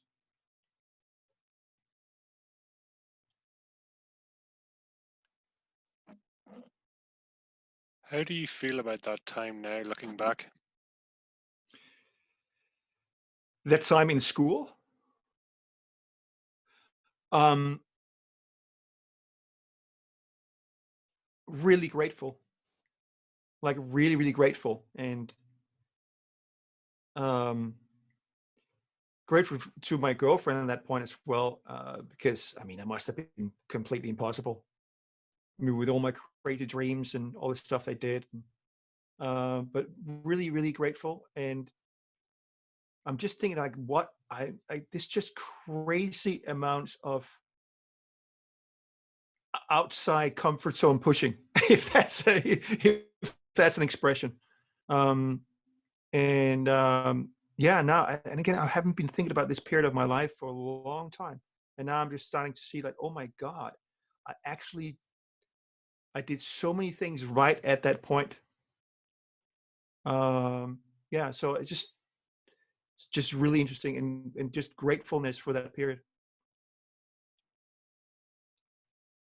It almost sounds like, it's testing a boundary. So there's a numbness, so you do an extreme thing to gauge your reaction. And I can't decide whether that would be seen as almost a method of depression or just invertedness or something. Does that make any sense? Uh, okay, try to expand a bit. Just thinking that, whenever sometimes when people do extreme things, I mean, having a dragon puppet and going around, it's almost to gauge feedback or reaction. It's a bit like it needs calibrated. Your values need calibrated or something is. Ah, okay, I see what I mean. Um, again, it was not because I was seeking attention. It was because I was so shy and I was so afraid of people that I just pushed myself to do stuff where I could become comfortable being seen. Does that make sense? So, because before it was like I was always afraid, like wherever I was going, I was afraid of people. So I knew I had to become comfortable at being around people, being seen, and actually being seen as a leader as well. If I'm going to achieve what I wanted to achieve, um, I have to become comfortable leading people. So it was simply for my benefit to become the person that I wanted to become, is to push myself outside of my comfort zone, to be noticed, not because I wanted to be noticed, because nothing could be further from the truth at least that point, for sure. Um, and it worked. And it worked. Within, I think, 2, 3, 4, 5 months, 6 months, I went from like unbelievably shy to quite confident. So it can happen really, really quickly. You can go from super shy to quite confident in a very, very uh, short amount of time, as long as you do something consistently. Hmm. And that's the problem. Most people, they try something, they go to a seminar, they they go to Tony Robbins seminar, whatever it is, they're fired up and they think they're going to change their life, but then they don't do anything about it after 2, 3 weeks. They stop doing it because now it became either uncomfortable or it became boring. That's the two things that get people: discomfort and bored. you've got to understand that you will never get to where you want to go unless you break your fears and become comfortable with boredom. Okay, there's certain parts of becoming or mastering whatever field that you're in, um, to become really good at it, you have to do it over and over and over again. And in that process, it can become quite boring. And it's only the people that are willing to push through that boredom that'll go to the other side and become masters. Robert Greene, he writes a lot about this. He actually, the author of the 48 Laws of Power, I think it's called. And he wrote a book called Mastery, and it talks a lot about that. So boredom, you got to deal with it, got to accept it, and then deal with the fear. Those are two biggies. Was there a connection between your size and wanting to be seen? I don't think so. I think, I've been doing a lot of soul searching lately around my former weight issues. And what I think is that I was just simply uncomfortable. And when I ate, I felt more relaxed. I felt it soothed me. And I was not as nervous. It felt, I guess it's comfort. It's just like, a kid when, a baby cries and it drinks milk from the mother. It's comforting. So I was using food as a comforter. And since I was always uncomfortable around other people, then, and I was just like, I didn't know how do I fit in life? And my parents were really supportive of me either. They always said, forget your foolish dreams and whatever. So I was even a little bit of an outsider in my own family. So I always felt out of place. But food was amazing, right? I love food. And by the way, I am planning to start a food business because I'm a really, really good chef. And I love cooking. But I think it was simply because I was just feeling uncomfortable almost all the time. That's why I ate, because it gave me more comfort and it soothed me. That's very interesting. Take us forward now then. You've been in the network business. Success is coming easily and abundantly to you. What's happening? So again, I became stale. Now I reached a certain level where I became comfortable.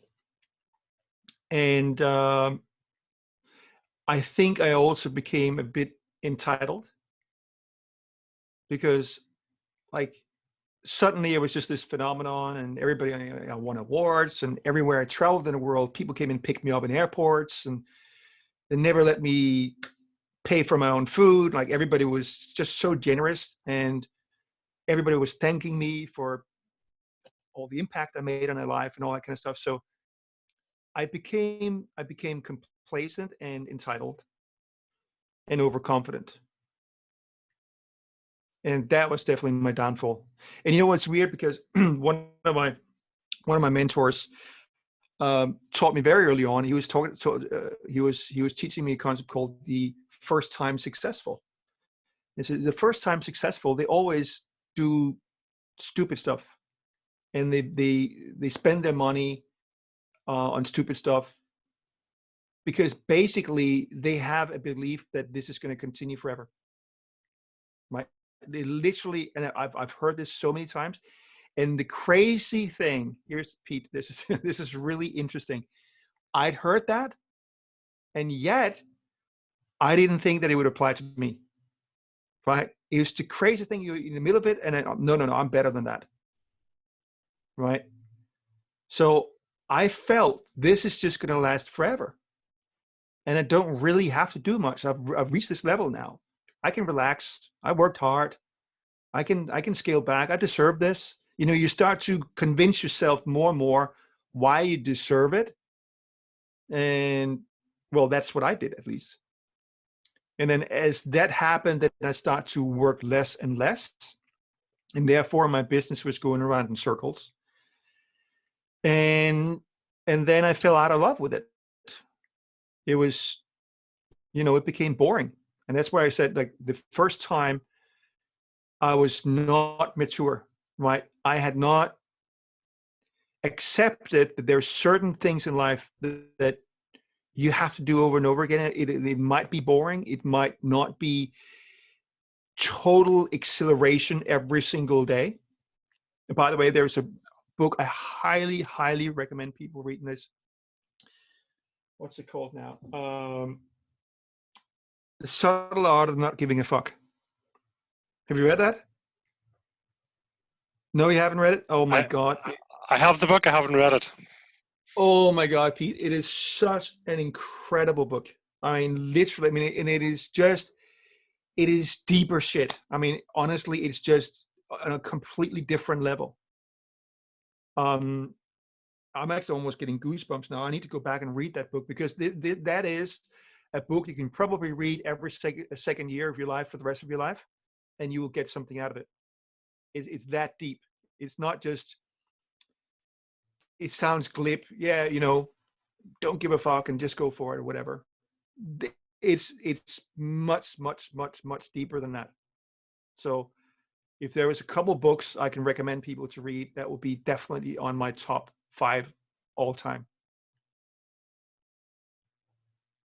Oh, so one of the things that he's covering is that this thing that we're chasing constant happiness, and in fact, even chasing happiness creates unhappiness, which sounds really weird.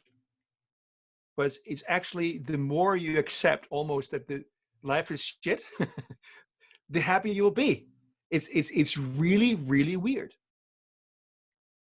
So the more we strive for happiness, and if we chase that constantly, we are actually in that moment, in a moment of unhappiness, if that makes sense, because since we are striving for happiness, that means we're not happy at the moment.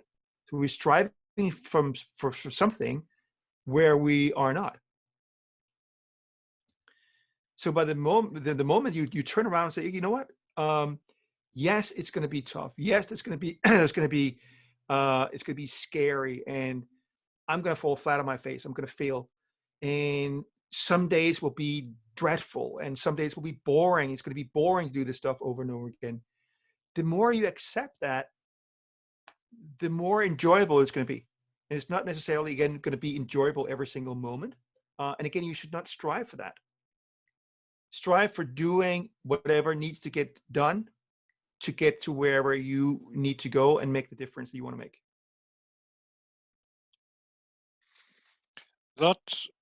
Those moments of complacency, entitlement, and overconfidence. Looking back now, do you see it that it was a pre-programmed state of mind or a filter that you were running, or self-sabotage, or what do you see it as now? I don't know. I don't know, and I think I couldn't really answer that other than saying that I've heard this, that almost every single person, the first time they succeed, they run into this. So again, there was what my mentor told me: first time rich, they squander the money, they squander the opportunity because they think it'll last forever. So, and again, even though I'd heard it, and since he knew it, I'm not the only person to have been in that situation, I'm sure. So I think it's I don't know. Maybe some people will be able to go through it and they are really mature and grown up. I just wasn't. I wasn't mature and grown up enough at that point. So I guess I had to go through some more hardship to get that maturity. And that's what I got. Oh my God, hardship. Like, oh my God. Like, we're talking about early days shit. No, my God. So I don't know if you want to go into this now. Sure. But the next stage. when I sold. So I sold this business because I got tired of it. And again, now I'm thinking, okay, well, now I'm the top distributor in Europe. People love my trainings and all that kind of stuff. Now I can just, build any business anytime I want. And so I sold that. And again, in hindsight, it was one of the biggest mistakes of my life. So I moved to Dominican Republic, and that was also a big mistake. Well, it was a big mistake for me to not check out and do my homework first.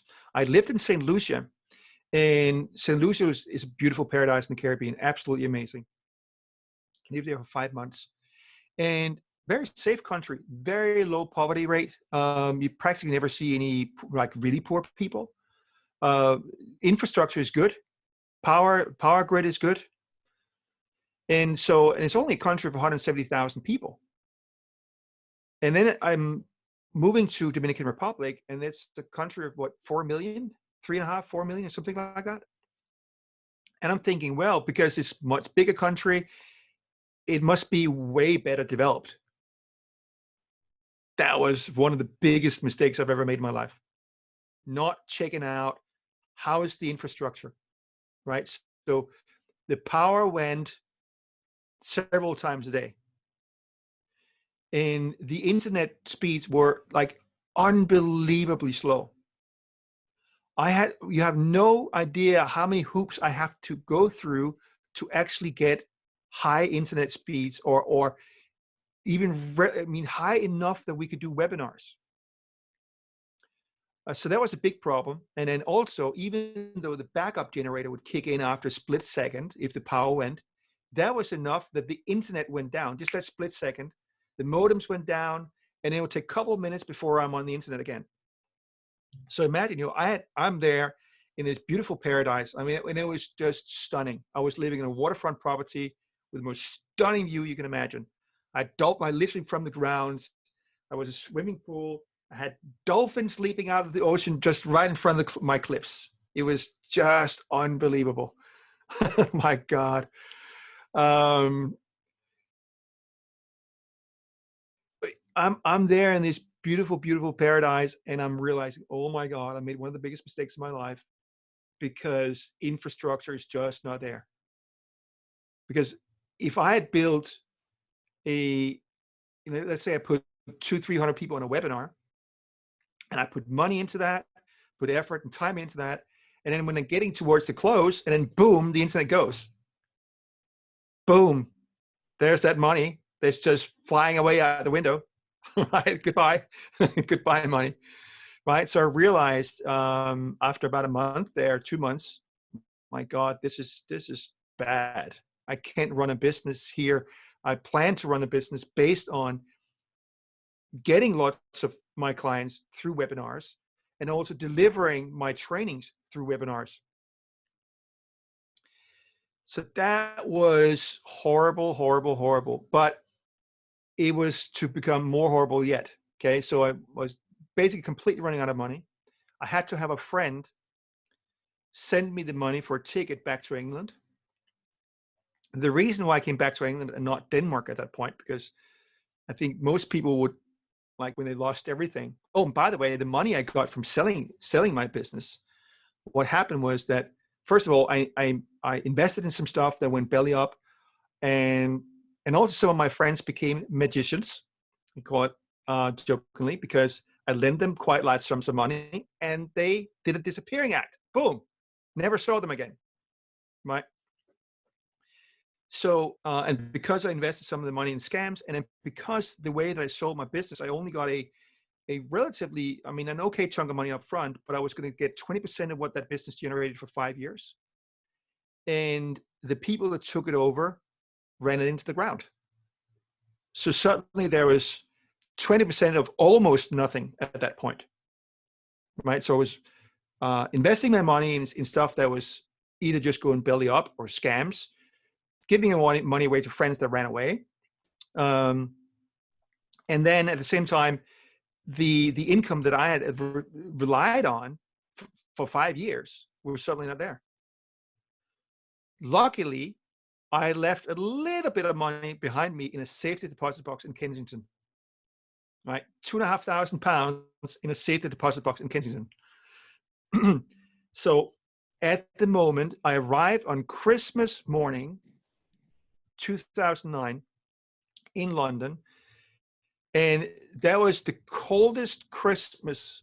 I think it was -9 and -9, 10 degrees. It's the coldest Christmas, like for, I can't remember, but like almost 100 years or something crazy like that. Like for the longest time. So I came from this tropical paradise into -10 degrees, and I landed in Heathrow with £100 in my account. That's it. I had access to £100, and I didn't even have access to the damn bank because it was Christmas, right? So the bank vault where they had the money that was closed for a couple of days. So I had to survive on £100 for a couple of days until I could get access to the 2,500. So then I get access to the 2,500. I found myself in a room in Canning Town, but I literally had to restart my life with my personal expenses and my business expenses for 2,500. So including deposits for a room, buying a printer, because I had nothing here, like everything. And to be honest, to this day, I actually really, like, honestly, I really don't know how I survived. I really honestly don't. I don't really know how I got the money. It's just unbelievable. I was so close to living on the street for at least 2 years. I was constantly behind rent. The landlord was constantly chasing me. I mean, we're not talking about a couple of weeks. We're talking about, months behind rent. And, I know I got a little bit of money from my mom from time to time, and bless her heart. And, but apart from that, it's almost a mystery today how I survived those first years. And I want to get into that around entrepreneurs in London, because that's when I started entrepreneurs in London. But is there anything else you want to kind of ask around that chapter, closing it off before we move on to entrepreneurs in London? I'm curious, and I don't want details, but what sort of high are we talking at? So you've come away, you've sold your business.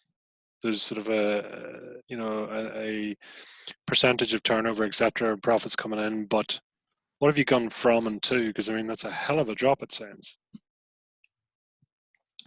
Yeah, so I was never making millions, but I was just very, very comfortable. I lived in I never worried about money. And that was the thing. Actually, if there's something I'm really striving for, is to live without really knowing what things cost. I don't want to have big yachts or Lamborghinis or anything. I do want a Maserati. Don't take my Maserati away from me, okay? But I don't have this lavish dreams of all kinds of crazy things.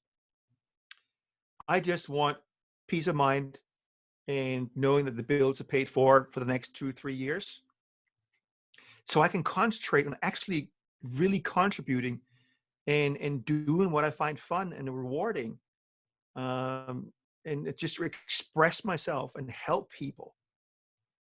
That's where I'm getting back to, right? That's what I used to be, and now fast approaching it again. It's interesting because the changing location to change identity has come into play again. What do you mean? Sorry.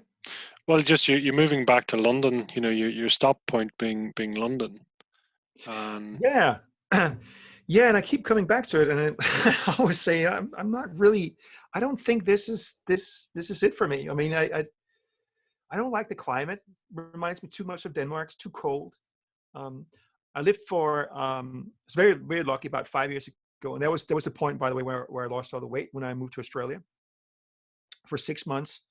Kind of got headhunted to go over and build meetup groups over there. Actually, we can get back to that a little bit later, but I always felt like I belong in a tropical paradise.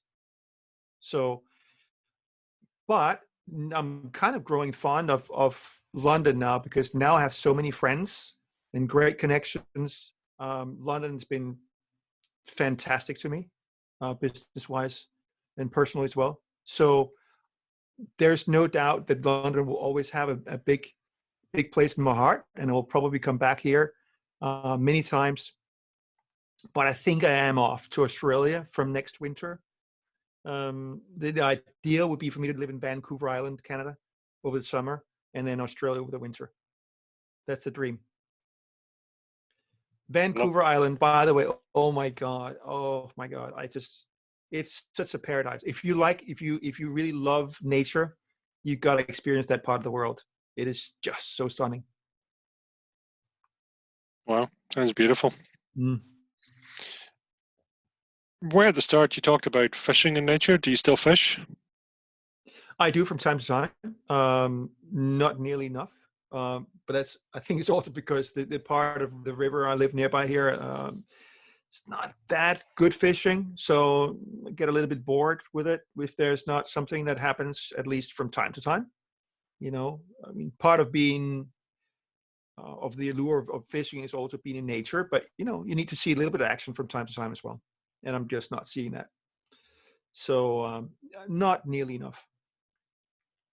And going right back as well, I mean, you talked about the sort of picking up the psychology books, but also then the sports psychology. Where did the sports bit come into it? So very early, when I realized I was early, how old have I been? We're talking about early years. The first time I realized, okay, I guess it was when I was probably had been around fifth or sixth grade or something like that, when we started approaching the puberty years and all that kind of stuff. And I just realized that I was really, really overweight, and I got into running. And actually, you know what? There was a pivotal moment, because we were playing football, right? So I was on a football team, and because I was the heaviest guy, when we did the practice rounds in the beginning, I remember that the coach one day, he came up and says, Patrick, next week you come back, I do not want to see you finish last when we do the practice rounds. You are not coming back and finish last next time. It's just not going to happen. I was like, okay, right. He really woke me up. And actually asked my father, which was very unusual, like for me, and to ask my father, would you help me, like motivate me and go out and run with me? Would you go out and run with me? Because my coach said I cannot come in last. So I need to really, really up the game. And my father went out and ran with me. And next time I finished, I think, third from last, which was a huge improvement for me. I mean, just absolutely huge. And it was literally within 1 week. So that was a big moment for me. And that was when I kind of felt, I guess that was kind of where I got the competitive edge or spirit, because I felt the sweet victory, I guess, right? I felt, wow, I did something, I accomplished something, and I got recognized for it. And my coach came and said, wow, that was amazing. You did incredible, right? I mean, just the growth the improvement you've had in 1 week. So I felt that accolades or the rewards of other people's approval, I guess that's actually where my competitive spirit really started. And I am really competitive today, by the way. And I love a good competition. It's an interesting, almost away from goal. Is like your challenge is to not be last. It's like, Yeah. Again, that's funny you should say that. Yeah, right. My goal was definitely not to be best. That's for sure. It was just to avoid the pain of being last, I guess. So, but from that moment, I started running, and that was there was a point in my early, my late teenage years where I was actually very fit. I'd become, because, I'm getting into the teenage years, and I desperately, want to have a girlfriend, and now I'm super fat, and, it's just saying, well, how would anybody want me? And so I realized I have to change myself. So I started running a lot. I started doing bodybuilding, and I became really fit, like really super fit. And then I had a crash on my bike and destroyed my one of my shoulders. Destroyed, but enough that I couldn't work out for a long time. And still to this day, if I remember, I was trying to get back into the kind of same kind of shape and pushing weights and all that kind of stuff. And when it reached a certain point, my shoulder would start to make complaints. So basically, after that period, I couldn't work out for probably 6 months. I got out of shape, got out of the habit of working out, and I started piling on the weight again. Again, habits are very, very, it can be very cruel. Habits will make or break you. It sounds like your dad was quite a significant, quite a significant role there. My dad, yeah, absolutely, absolutely, he did. And I don't think I've ever thanked him enough for that. I think if there was also something I could do over in my life, would be to go back and be a little bit more appreciative of the things that my parents did for me. Think that I was a little bit ungrateful kid, probably, also a little bit entitled. So yeah, I would love to have the chance to go back and say thank you, because that period was actually also very pivotal for me. Is that not every child? They don't quite realize the effort that's put into children. Yeah. No, absolutely. Absolutely. Yeah.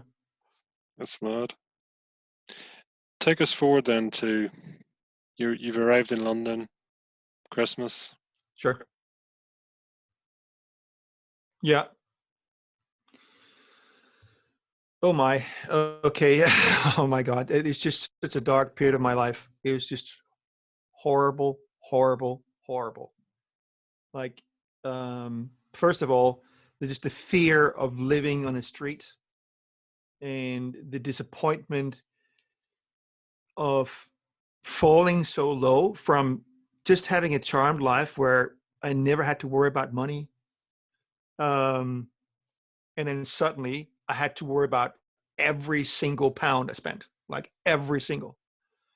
And I started beating myself up, like severely. Like, how could I be so stupid to give that up? I had from the outside, the perfect life. That incredibly beautiful girlfriend in New York as well, by the way. Lived back and forth from New York in like 3-4 years.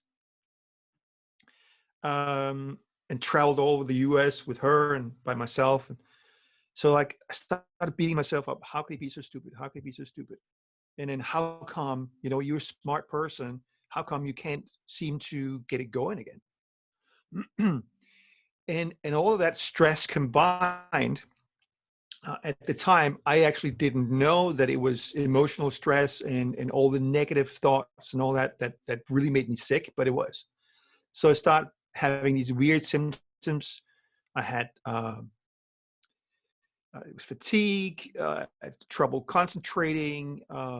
I was tired all the time. Sometimes I couldn't work more than like 20 minutes at a time, and I had to rest, and had all these weird sensations in my body, itchy feeling pains, shifting pains, all kinds of weird things. Like literally one moment I would have pain in my knee, and then the next moment I would pain my head, right? Literally just like instantly shifting back and forth. And doctors couldn't figure out what was wrong with me. You're perfectly healthy. Your blood sugar is good. Your blood pressure is just slightly elevated. It's no big deal. Cholesterol is sort of okay.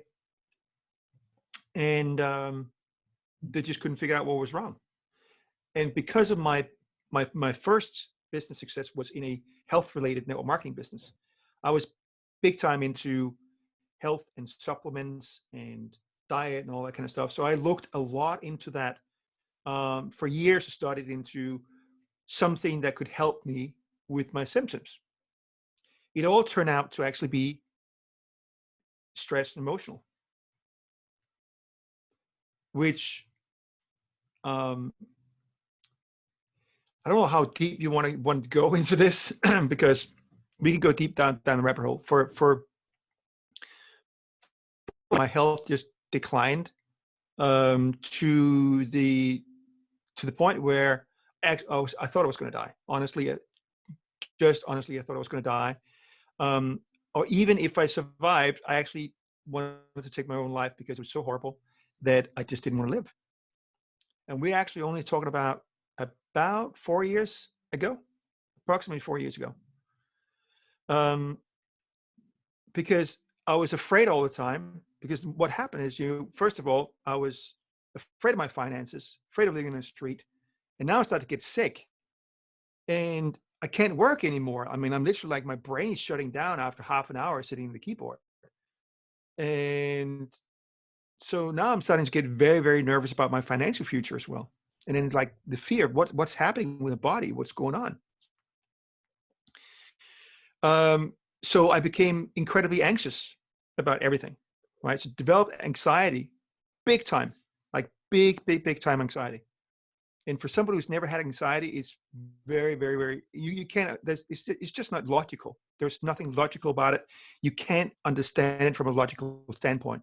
It's literally just your brain that has a meltdown. It's the limbic part of your brain that has a meltdown, and it becomes oversensitized to dangers around you. And because now it's starting to see dangers everywhere, it pumps out stress hormones, and then it just becomes worse and worse and worse. And it breaks down your immune system and whatever. So I ended up being intolerant to almost all foods you can imagine, right? So when I described to people what I could eat, I said, I can eat carrots and I can eat meat, okay? And I can eat lettuce, carrots, meat, lettuce, olive, and herbs, okay? And then people said, well, you have tried to eat coconut. That's really healthy for you. Have you tried that? I says, well, is a coconut a meat or is it a carrot? No, then I can't have it. I literally could not eat anything. For 8 months, I lived from meat and carrot.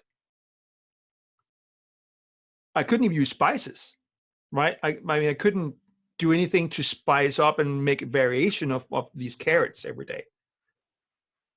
And waking up in the morning, absolute dread for the day ahead. It's like, oh my God. I mean, it's like literally just thinking back how bad it was just crazy, like literally crazy. And of course, science doesn't know what to do with anxiety really, other than medicate you. And I was never into that.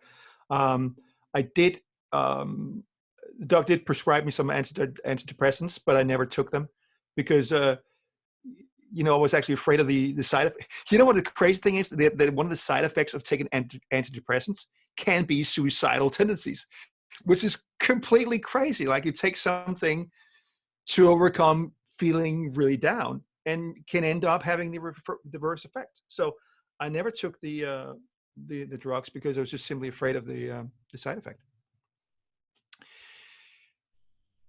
What happened, and God is honest truth, Pete, this is absolute 100% true, okay? It is so weird what pulled me out of this. I had bumped into, because at this point, of course, I'm looking into all kinds of stuff. What can be wrong with me? Anything that can help me. So I'm looking at forums, searching online constantly, looking into my symptoms. What is this symptoms, and what could this symptom be an effect of? Or it could be lack of this nutrient, and okay, let's try this nutrient, and all these crazy things. And then bumped into an article that said that IBS, because I had IBS at that point, right? So all kinds of problems with my digestive system, intolerances. And I read this article that said that hypnosis can helped actually 70% of the cases of IBS. I thought, okay, that's interesting. Since I used to be a psychotherapist, I knew something about the power of the mind and all that kind of stuff. And so I started to look into that side of it. And I bought a self-hypnosis course, or not a course, but like a self-hypnosis program for anxiety. And it was 7 days where there was a different theme every day, right? And there's this particular morning. So typically I woke up like 4:30 in the morning, and I was just anxious. I had to do yoga, meditation, like maybe 3-4 hours of meditation and yoga before I can even just get into the day. And then I started doing these self-hypnosis things. So this morning, I was listening to it says, I'll come back to what it actually was, because it's just so weird. I mean, it's just one of the most weird experiences of my life. And I've gone really deep into this self-hypnosis to the point where I wasn't aware that I was that, like if you're in a dream, you're not really, you don't know that you exist, right? I was gone. I was in a deep trance where I was completely gone. And I saw a guy sitting on a bench, and I walk up to the guy in this trance I'm now in. I walk up to the guy and says, "Who are you?" And he says, "I'm Ram Dass." And I said back to him, "Are you really Ram Dass?" And he said, "Yeah, I'm really Ram Dass." And I woke up, boom, like that. I mean, it was just, first of all, I've never been as deep in a trance before, and I never woke up that quickly. And I have heard the name Ram Dass. I didn't know who he was. Honest to God, I did not know who he was. And here comes the weird part, okay? So I run to YouTube and, Google or whatever, find out, Google first of all, of course, to find out who Ram Dass is. Find out he's a spiritual teacher, yoga teacher, meditation, and all that kind of stuff. And here's the weird part though, okay? Because remember I said there was a theme of those 7 days? That theme of that day for the self-hypnosis was living in the present. Okay? And guess what Ram Dass is famous for as an author? Right? His book, Be Here Now. Right? When I saw that, I was like, oh my God, this is too weird. This is just too weird. And so I ran to YouTube and start listening to everything with Ram Dass, and I was like, wow, this is really, really, really amazing stuff. And I was immediately starting to implement some of his thoughts and philosophies. I could start to feel that my anxiety started to go down.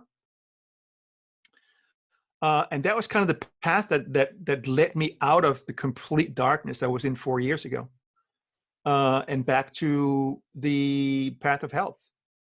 And it also went through Canada, where again I fell in love with Vancouver Island, at a seminar in a method called DNRS, and it's something about rewiring the brain, rewiring the limbic brain, so actually that suddenly the body will accept the food that you were intolerant to before.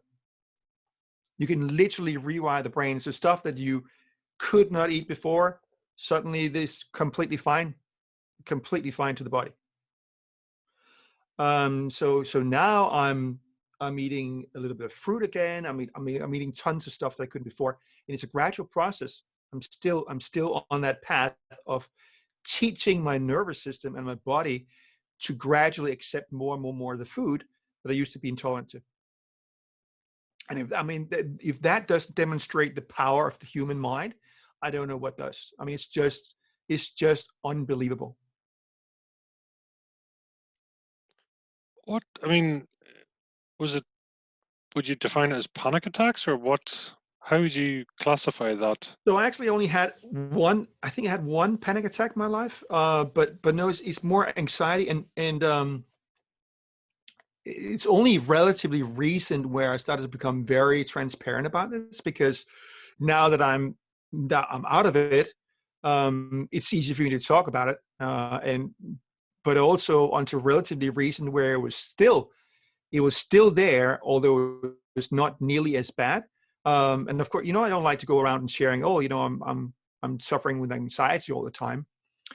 But it was not big anxiety attacks. It was small ones, but to a degree and a frequency that it sounds completely crazy, but it just was.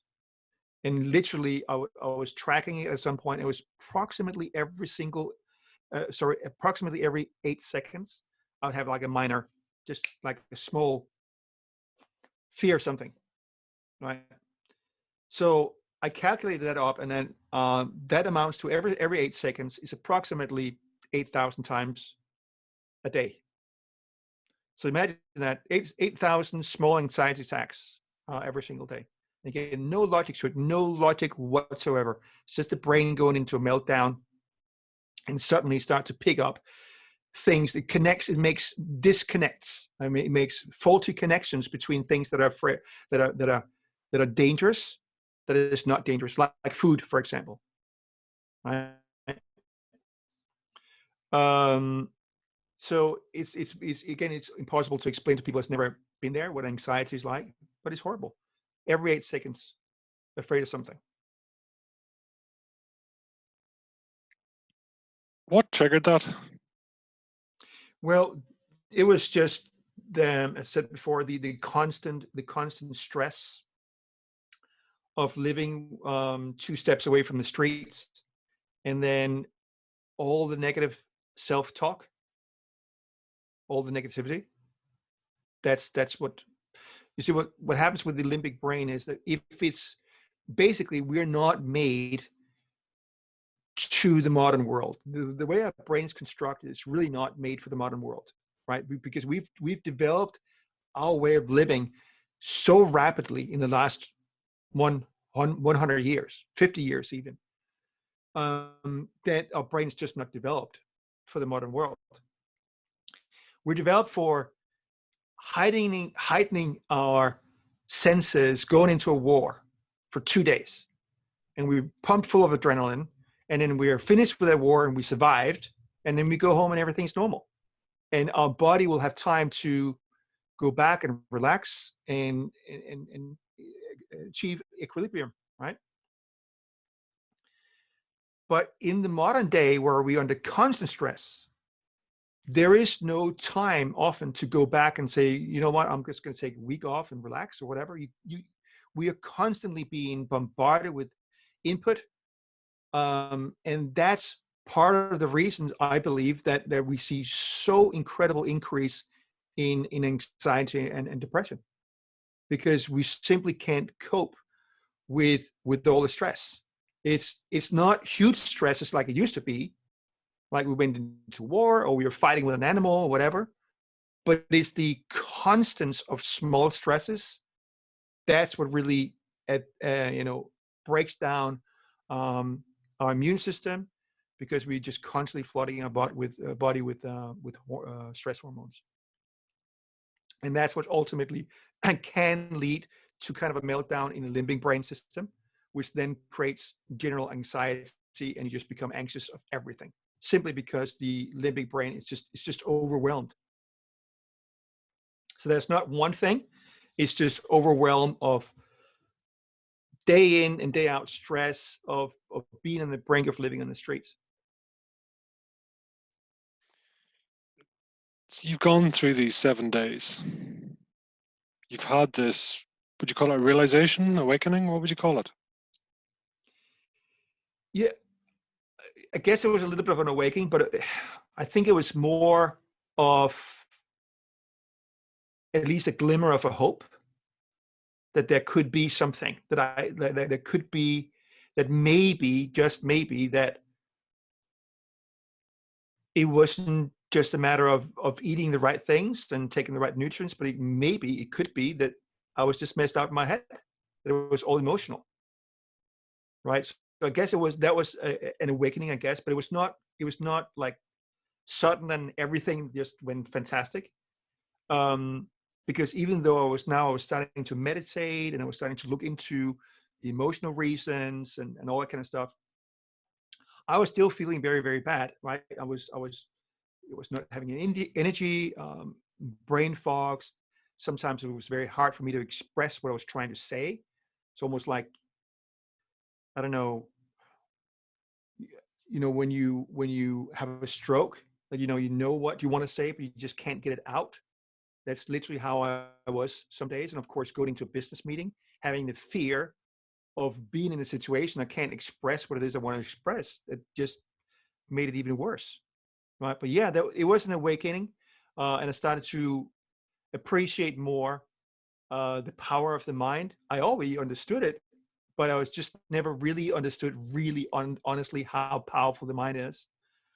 And then from that moment, gradually, I pulled myself back to life, pulled my business back, and now, especially from last year, last year in was that in February? I think last year in February, we kind of relaunched Entrepreneurs in London, and since then, it's kind of been one little victory after the other. And it's been quite amazing. Especially this year, it's been just unbelievable. That's amazing. The ebb and flow of it all. Yeah, yeah, it really is. And how I feel today is it's very hard for me to relate to how I was 4 years ago, because I was just thinking about it. I was literally on the brink of killing myself. It's absolutely horrible. I would not wish this on any person to go through. But it's also very encouraging now that I'm through it, because again, that just demonstrates the power of the mind. It's just incredible. Don't ever underestimate yourself or your own power. Do you like yourself or love yourself? I do now. I do like myself, and the parts of myself I don't necessarily crazy about, but I think that's just human. But in general, yeah, I like who I am. I like my life, and that's, I got to tell you, that's a process. I think it's something that, just like any relationship, you have to work on it. It's a relationship with yourself as well. I have this thing. I'll show you. Can you see this? Bestest friend forever, yeah. Bestest friend forever. I have this little, and it sits here in front of me to remind myself every single day that I should treat myself like my best friend. And I think so many times we don't. We actually treat ourselves pretty horribly, and we talk ourselves down. Like, if our friends came and talked to us in the way that we often talk to ourselves, we wouldn't want them as friends, right? So I think it's incredibly important to nurture that friendship that you have with yourself, to keep looking at and reaffirming the good sides of yourself. I don't know where it's kind of comes from, but as a default, I think I'm very prone to looking at the bad sides of myself. But you just got to realize at some point as well that there's nothing really good that comes out of looking at all the bad sides. You have to appreciate your good sides and your bad sides, but bad sides is just what they are. That doesn't make you a bad person. It's amazing, and I'm thinking from a mentoring point of view. Well, do you call yourself a coach or a mentor? What do you see as the strength? Coach, trainer. Yeah, I'll see himself as a coach. It's funny. I always love when people call me. They say, "Hey, coach." I love that. I don't know what it is, but actually, I'm getting quite emotional about that now. There's a few people that call me coach, And yeah, that makes me quite emotional. So I guess actually that is really an important part of my identity. So sorry, what was your question? I got sidetracked Um, now. yeah, no, it was just, I mean, one was the question between, coaches and mentors, but Yeah, I mean, it puts you in an amazing position, the journey you've been on and the lessons and the highlights to coach others. absolutely. Like if somebody comes and say to me today, they don't think that they can do something, I'm just like, you have just no absolutely idea about what you can do. It's just unbelievable the power you have to change. If I could go from anxiety attacks every 8 seconds throughout the day to now feeling fantastic, my health is coming back, I'm stronger every single week, I can eat more and more things, never depressed anymore. I mean, never, ever, ever. I still have the anxiety attacks on a minor level from time to time. Okay. And when I say from time to time, we're talking about a couple of times a day. Okay. Because for me, that is almost like there's so far between them now as what they used to be. So, and now they're not nearly as powerful as it used to be. It's almost like some small stuff going on in the background. And that's literally the brain that has rewired itself. Did you know, by the way, Pete, that, and this just proves, I think, what is this book called? I think it's The Brain That Heals Itself, or something like that. I'll dig it up if you want it for the show notes. But there's been so much study in the last couple of decades about the brain's plasticity. And they found out that the brain is so much more plastic than we initially ever thought. For example, there are actually people that are blind that has learned to see with their ears. Did you know that? Okay, that sounds completely mental, but they're literally people using echolocation to see objects. Not just know where objects are, but actually get visual images in their mind. How about that? Is that insane or what? I mean, and absolutely 100% real, scientifically documented. It is not a single case either. There's multiple cases. There's like a guy I think he's actually have a coaching business teaching blind people to use echolocation. And they basically make clicking sounds with their tongue, like, right? And so they get visual, they can literally see visual inputs about their surroundings. Obviously, it'll never be but like anywhere near the details that we have with the eyes. But they literally form. There's this guy who rides a bike. Do you have any idea how complex a skill it is to ride a bike? It is just like unbelievably complex in the nervous system. And just imagine riding a bike being blind. He literally rides a bike with echolocation. It's astounding. And so the brain has been retrained to, instead of using the eyes, to use the ears to actually form images in your mind. That's how plastic the brain is.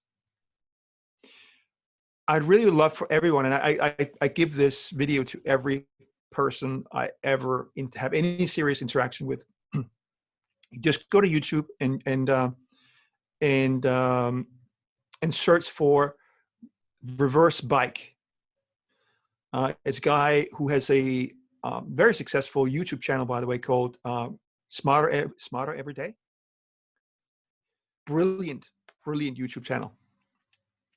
And he did an experiment where somebody made a bike for him where when he turned the handle left, the bike would turn right and vice versa. So basically it was reverse.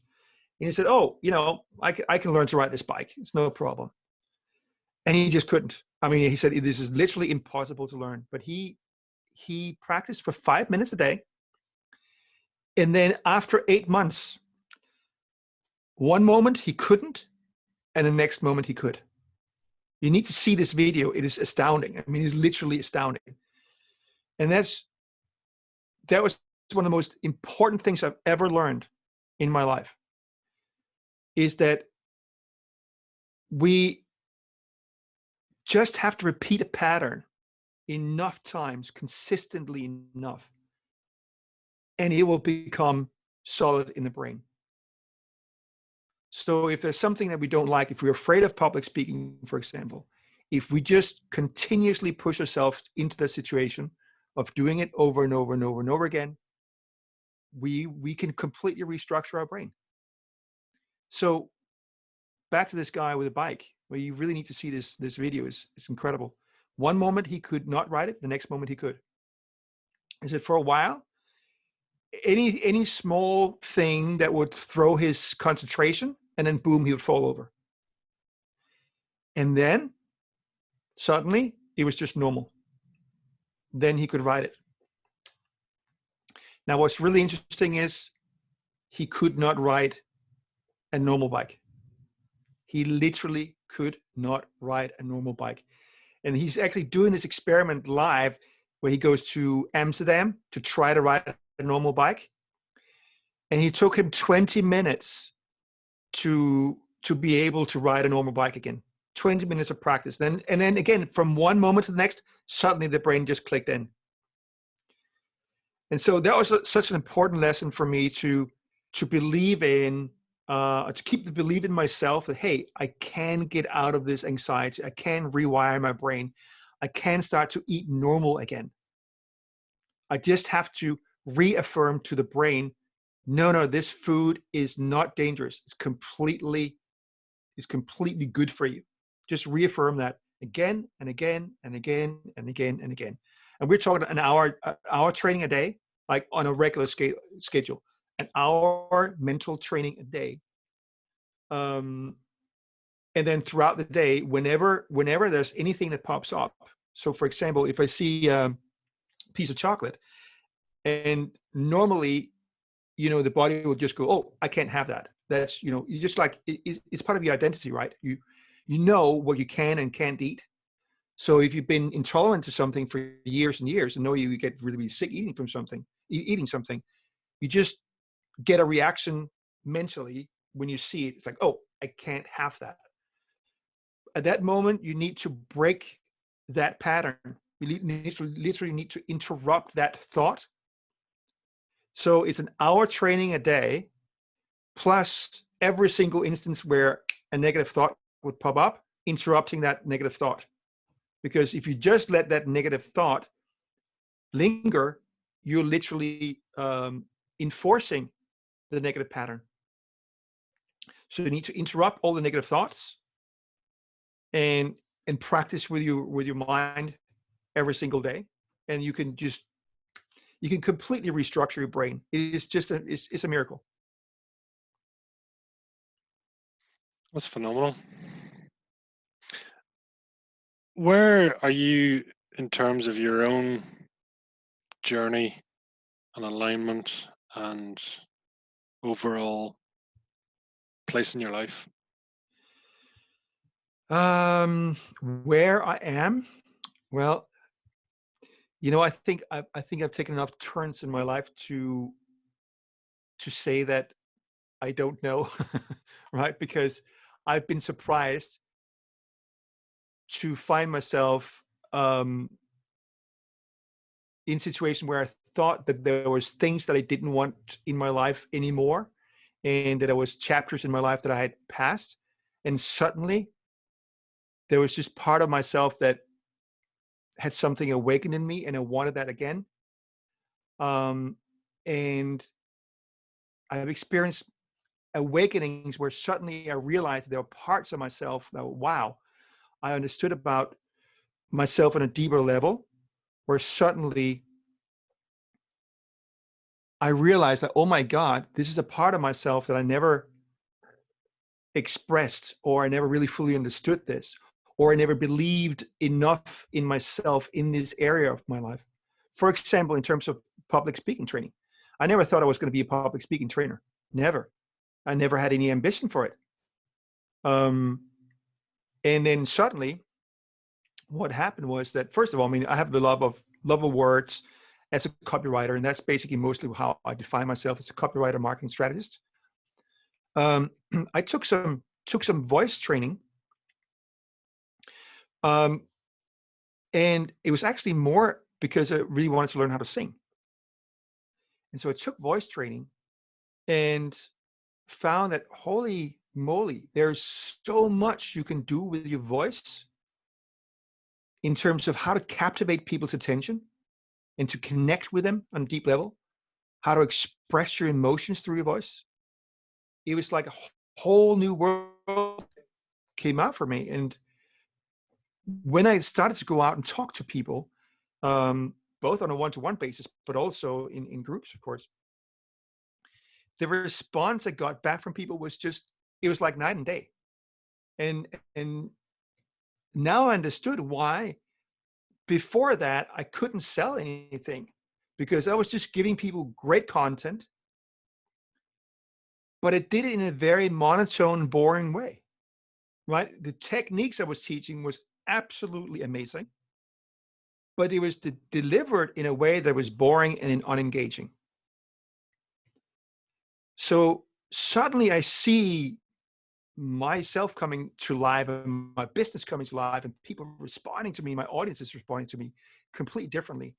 And then I realized, oh my God, this thing, I've gone through so much speaker training. There's almost nobody who's teaching this voice thing and how to release how to release the real inner you, like the real emotion and letting yourself really come out. Up to that point, I've been very comfortable to go out and speak to audiences of hundreds of people, even up to 7,000 people. I was not afraid of speaking in front of people, but there was a level that I was afraid of actually expressing. There was a level to my expression that I was holding back on. And so when I learned this, I was like, wow, I want to do this thing. I want to give this gift to other people.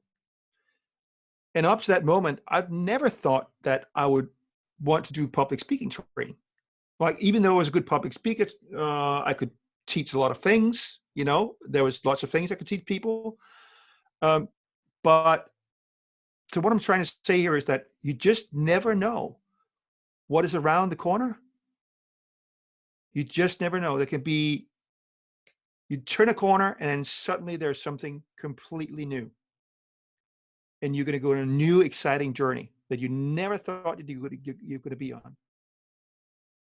So that's why I'm saying I don't know. I don't know where I am. I don't know where I'm going to end up. And for the first time in my life, I'm actually really content with it. The weird thing is, after this lockdown and all this COVID stuff, even up to the beginning of it, I was still dealing quite a lot with anxiety. And the weirdest thing happened is that I actually became more calm than I've probably ever been in my whole life. And it was almost like suddenly I accepted death. I accepted, hey, doesn't really matter. I've lived a good life. What really matters is not when we die, it's how we live. That's what really matters. So this whole thing with COVID is actually completely transformed the way that I see death and my relationship with death. And so now I'm very, very calm. I'm calmer than I've been for ever, probably, which is weird. And that's another thing. I would have never expected that, right? You have an incredible crisis coming and suddenly things click and you become a different person. I can honestly say today, I'm quite different than I was just 3 months ago. Now, in terms of what I'm doing for my business, how I feel about it, at the same time as I have the wisdom to say, I just don't know, I think I have found what I'm going to be doing for the rest of my life. Right? It feels like it for now, at least. I mean, I guess, you meet a woman and a man, and you just think that's going to be the person for the rest of your life, and then 3 months later you can't stand each other, right? And that's another thing.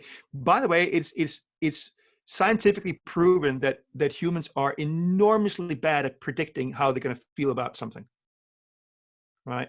That's also why when people start a business, they have this expectation. Oh my God, this is going to be great, and then after a while, oh, it's not so great, right? Then suddenly you start feeling like, oh my God, this is tough. This is tougher than I expected, and so on and so on.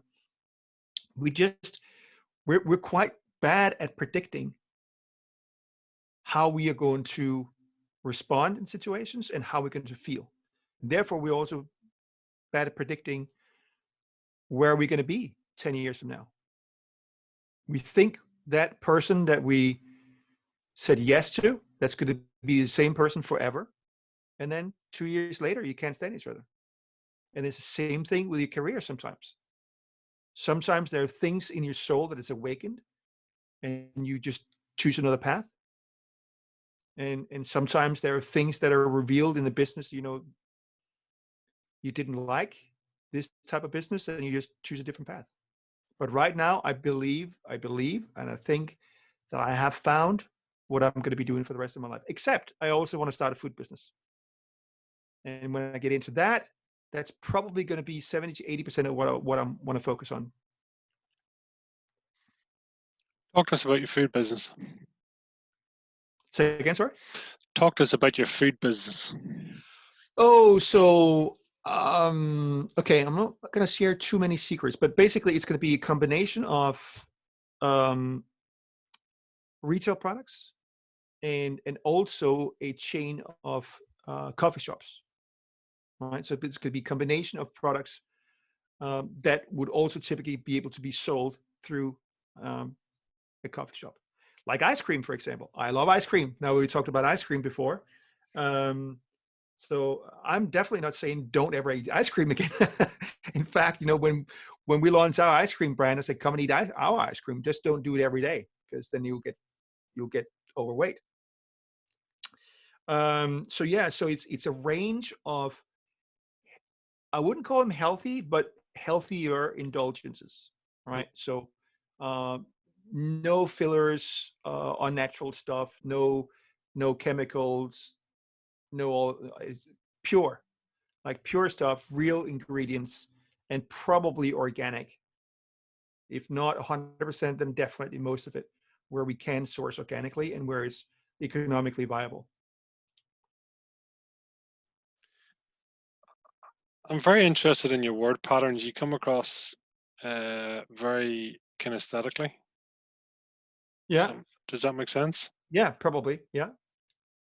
It's interesting. I'm just curious to know, has that always been the case? I'm not sure. I think so. Never had that question before. Never thought about it. I guess I think so. Makes sense. The other thing is, you said you love words. Yeah. What is it, and do you have any special words or any favorite words as such? Exceptional, outstanding. Those are two of my favorite words. Unstoppable. But why I love words so much is Anthony Robbins says that influence is the number one skill you can learn in a lifetime, and I completely agree. And so, if that is true, and it is, then how do we influence people? We do that through words. It doesn't matter whether we're talking about sales or leadership. If you're a public speaker, if you're leader of a religious organization, it doesn't matter who you are. We influence other people through words. So that's why I love it so much, because a slight change in words can just yield an enormously different result, like enormously different. So I just become a little bit obsessed with words and studying it and studying the brain, because that's basically what communication influence is about. It's about understanding the brain.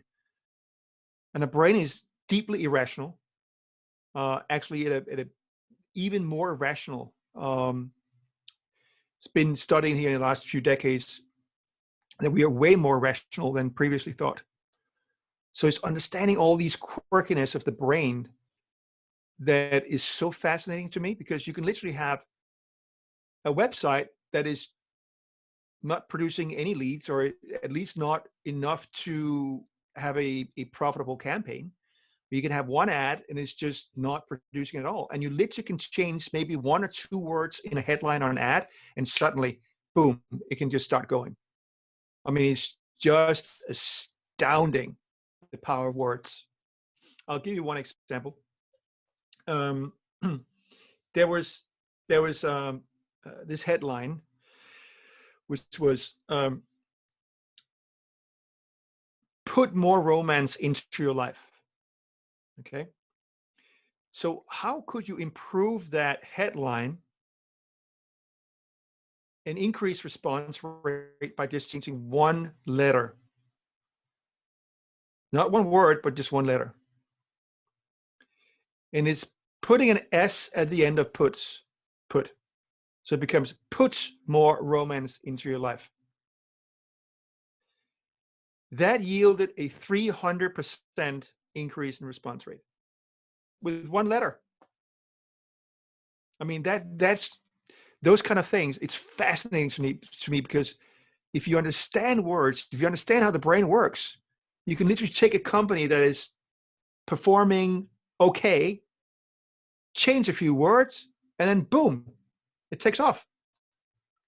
It's incredible. Do you know, what's his name? Jay Abraham? Jay Abraham was one of I consider him to be my first marketing mentor. And he had this client that was selling gold and silver investment. And so they ran an ad. So basically they had a relationship that could finance 2/3 of your investment in gold and silver. Right. So they ran ads, something about 2/3 of funding in gold and silver investment, or something like that. Right. And then Jay came in, and then he changed only the headline. I think he tested 3 or 4 different versions. One of them was just slightly better. The other one was pretty much the same. And then there was one that produced 500% more. 500% more. And it changed nothing in the ad itself other than the headline. It was only the headline. So the headline was, before it was like 2/3 financing of silver and gold. And now the headline said, if gold is $100 for an ounce, we will, sorry, hold on. Yeah, so if gold is $100 an ounce, just give us $33 and we will buy you as much gold as you want. Right? It's exactly the same proposition.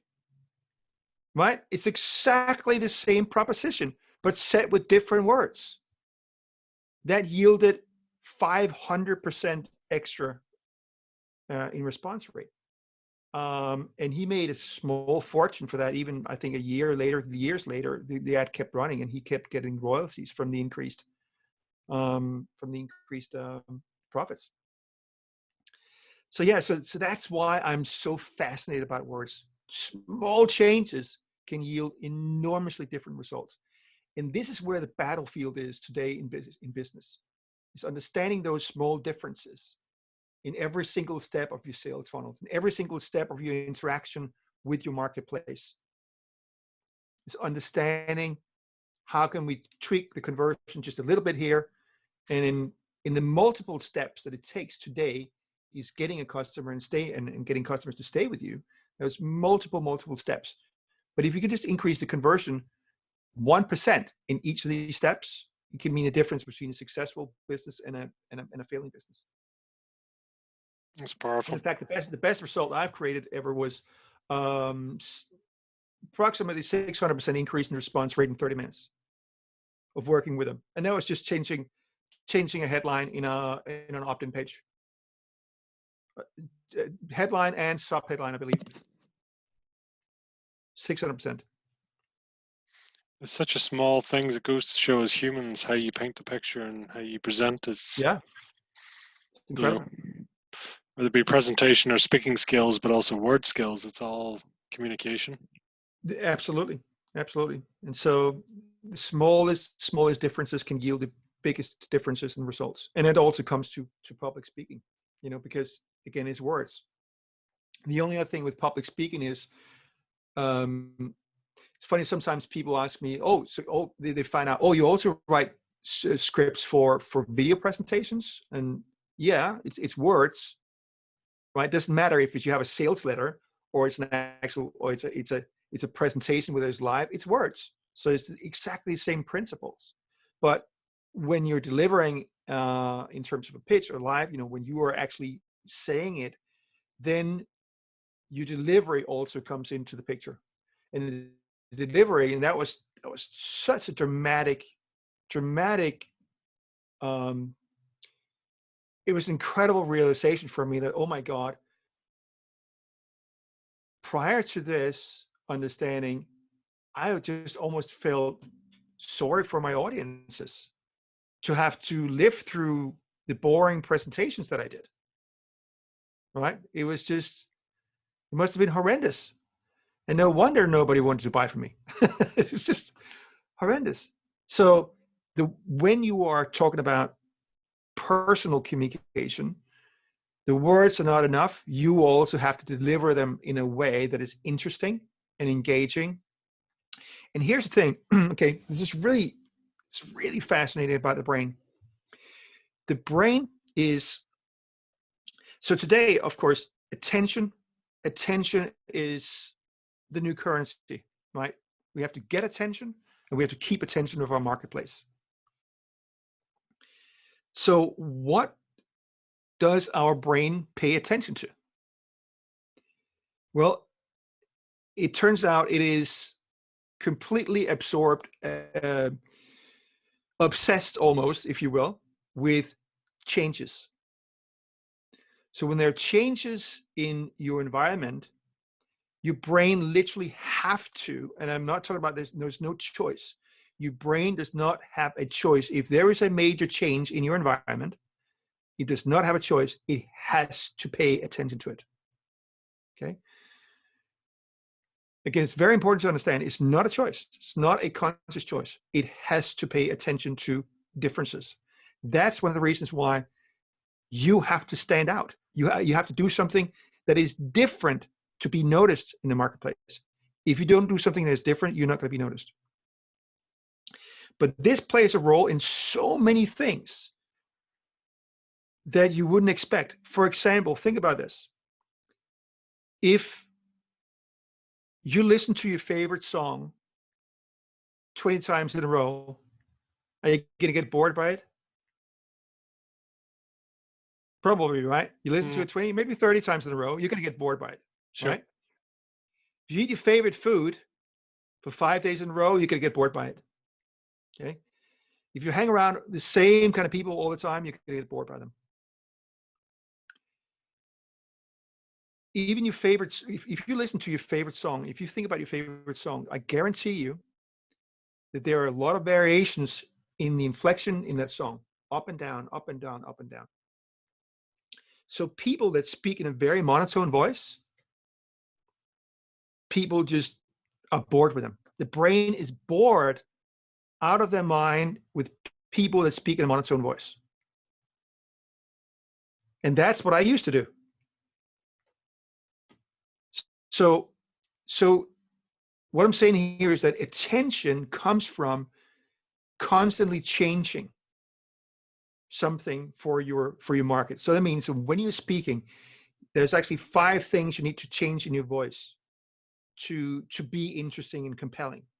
right? Of course, this is will take way too much to go into that. But just one of them is a song. You go up and down, okay? And I think I did a bit of sidetrack now. Where were we? We're talking about, oh yeah, okay, get back to the brain, that it needs change. Basically, you need to, whatever you're doing, constantly have variations in what you're doing. That means the way you speak. It also means having pauses from time to time when you speak, by the way. If you just talk like bam, bam, bam, bam, bam, bam, bam, like continuously, very, very high level, people also get tired of that. If you watch an action movie and it's just like explosion and shooting all the time, you get tired of that. So the brain, in terms of keeping and getting attention, keeping attention, you need to be dramatically different, and then you need to vary the experience you have with people. So, for example, you see people now in videos on YouTube. If you're just a talking head and there's no variation in where you're moving, people get tired of that. That's one of the reasons why these videos with people driving in the cars are so compelling. If there is no movement, like if you wanted to create the most compelling video content, you either have to change the scene every couple of seconds, or there has to be movement. Constant change of scenes or movement in the scene. So if you're not, if you're only talking head, you need to be changing the scene, different directions. You have to be using your body. By the way, why do we actually talk with our hands? Right? Have you ever thought about that? Why do we actually do that? I think I have the answer. I don't have any scientific evidence of this, but I actually think it's because in evolution that we have found out that like subconsciously we found out that if we need to get attention, that we actually need to move. If we're silent and if we're not moving our body language, we're not very interesting. So the brain constantly pays attention to moving patterns. So I think simply that people that didn't move with their hands when they're talking, they got voted out in the gene pool. They're just not interesting. It makes sense when you look at a Zoom screen of whatever it is, 24 people on the screen or 30 people, whatever. Yeah. If someone just starts speaking, you're almost looking to see, you want to see them. You don't want to just hear them. But yet, if they start speaking like this, you can highlight them quicker, mentally or visually, I should say. Yeah, absolutely. Absolutely. So gesturing, your body language is incredibly important when you speak, not just as a public speaker, but in general.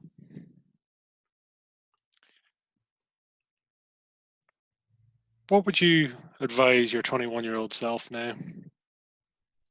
Just bloody believe in yourself, you idiot. just believe in yourself. Would you have listened?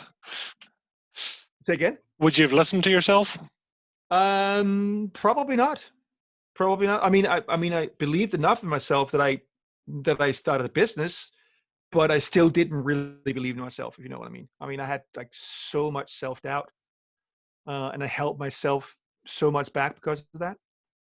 But yeah, I wish, and I also actually wish, another thing I would have told my 21-year-old self is, don't start this business. Okay.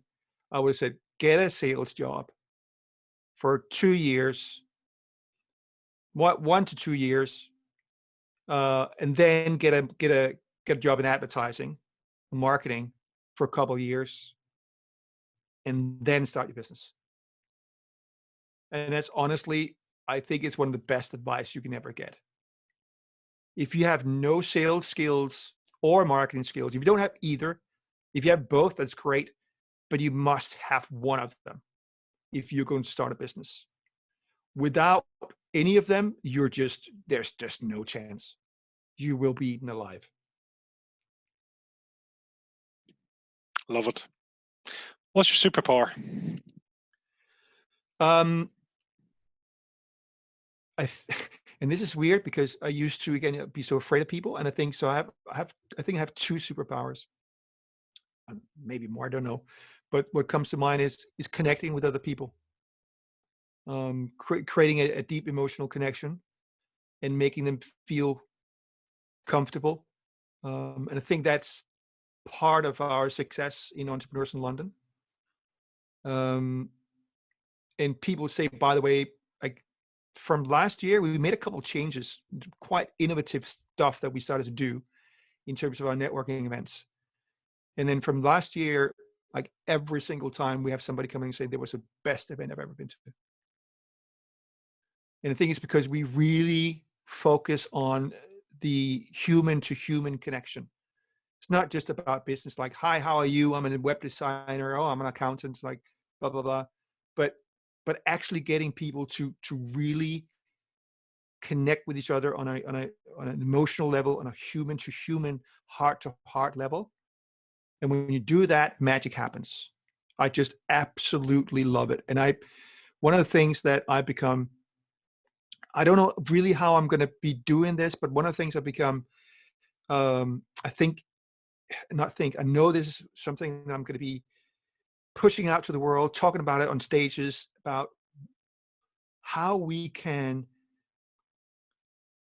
be more vulnerable, be more real, and just start working more together in the world as just one tribe, instead of all these, oh, this person is Chinese and this one is black and this one's white and this one's an American and this one is Danish.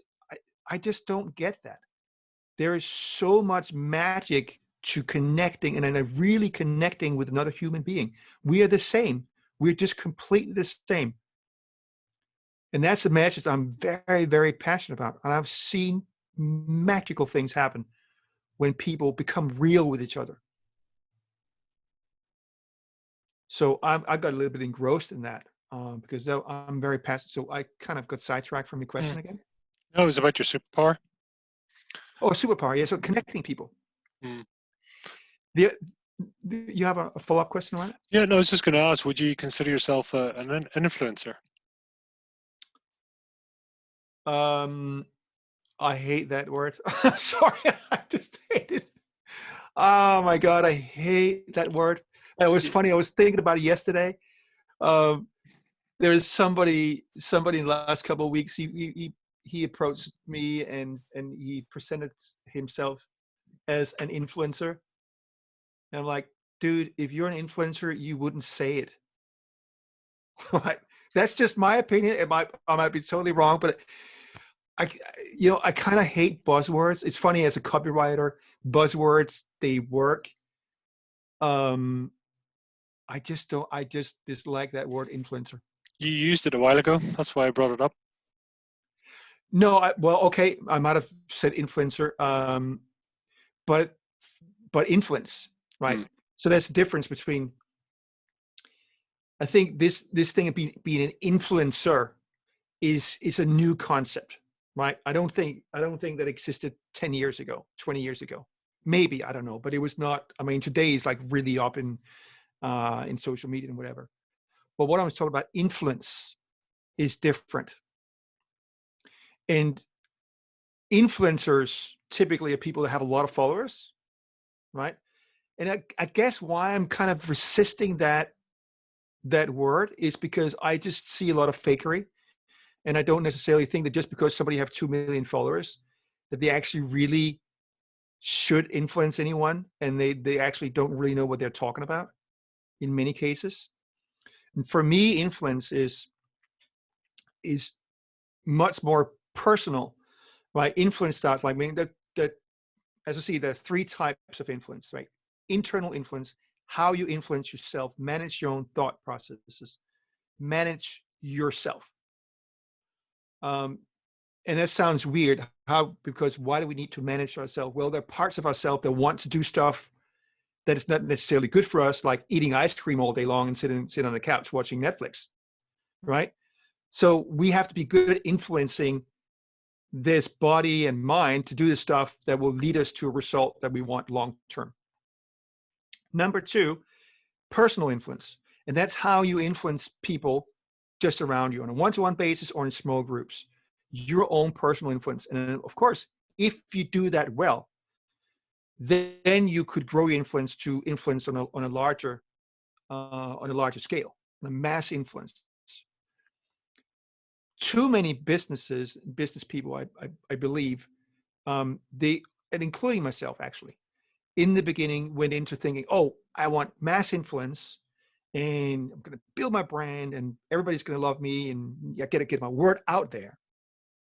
What's really important is you learn influence on a one-to-one basis first. That has to be the foundation for everything you do.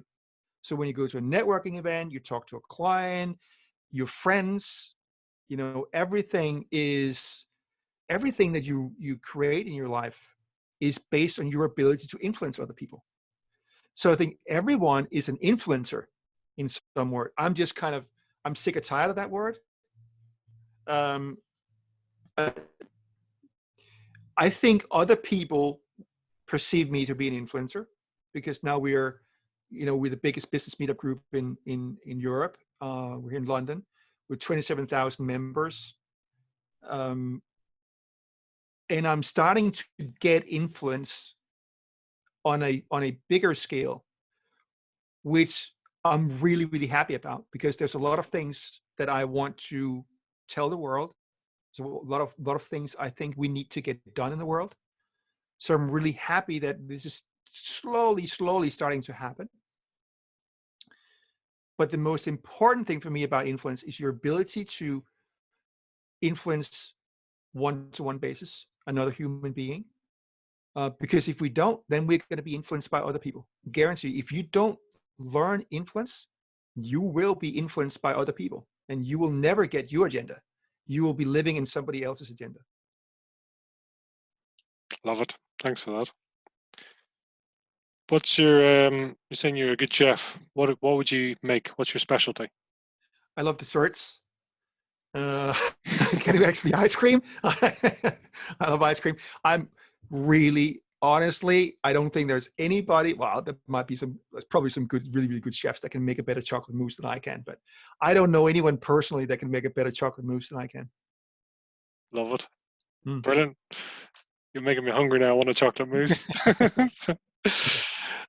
You mentioned there a couple of mentors. Can I ask, people that either stand out, significant mentors, Yeah. significant people of influence in your life? Oh my God, yes, absolutely. You know what? It's really weird. We never had a close relationship in my family, and so in some ways, when somebody passes away, it never really hurt me that much because there was never a very close relationship, if that makes sense.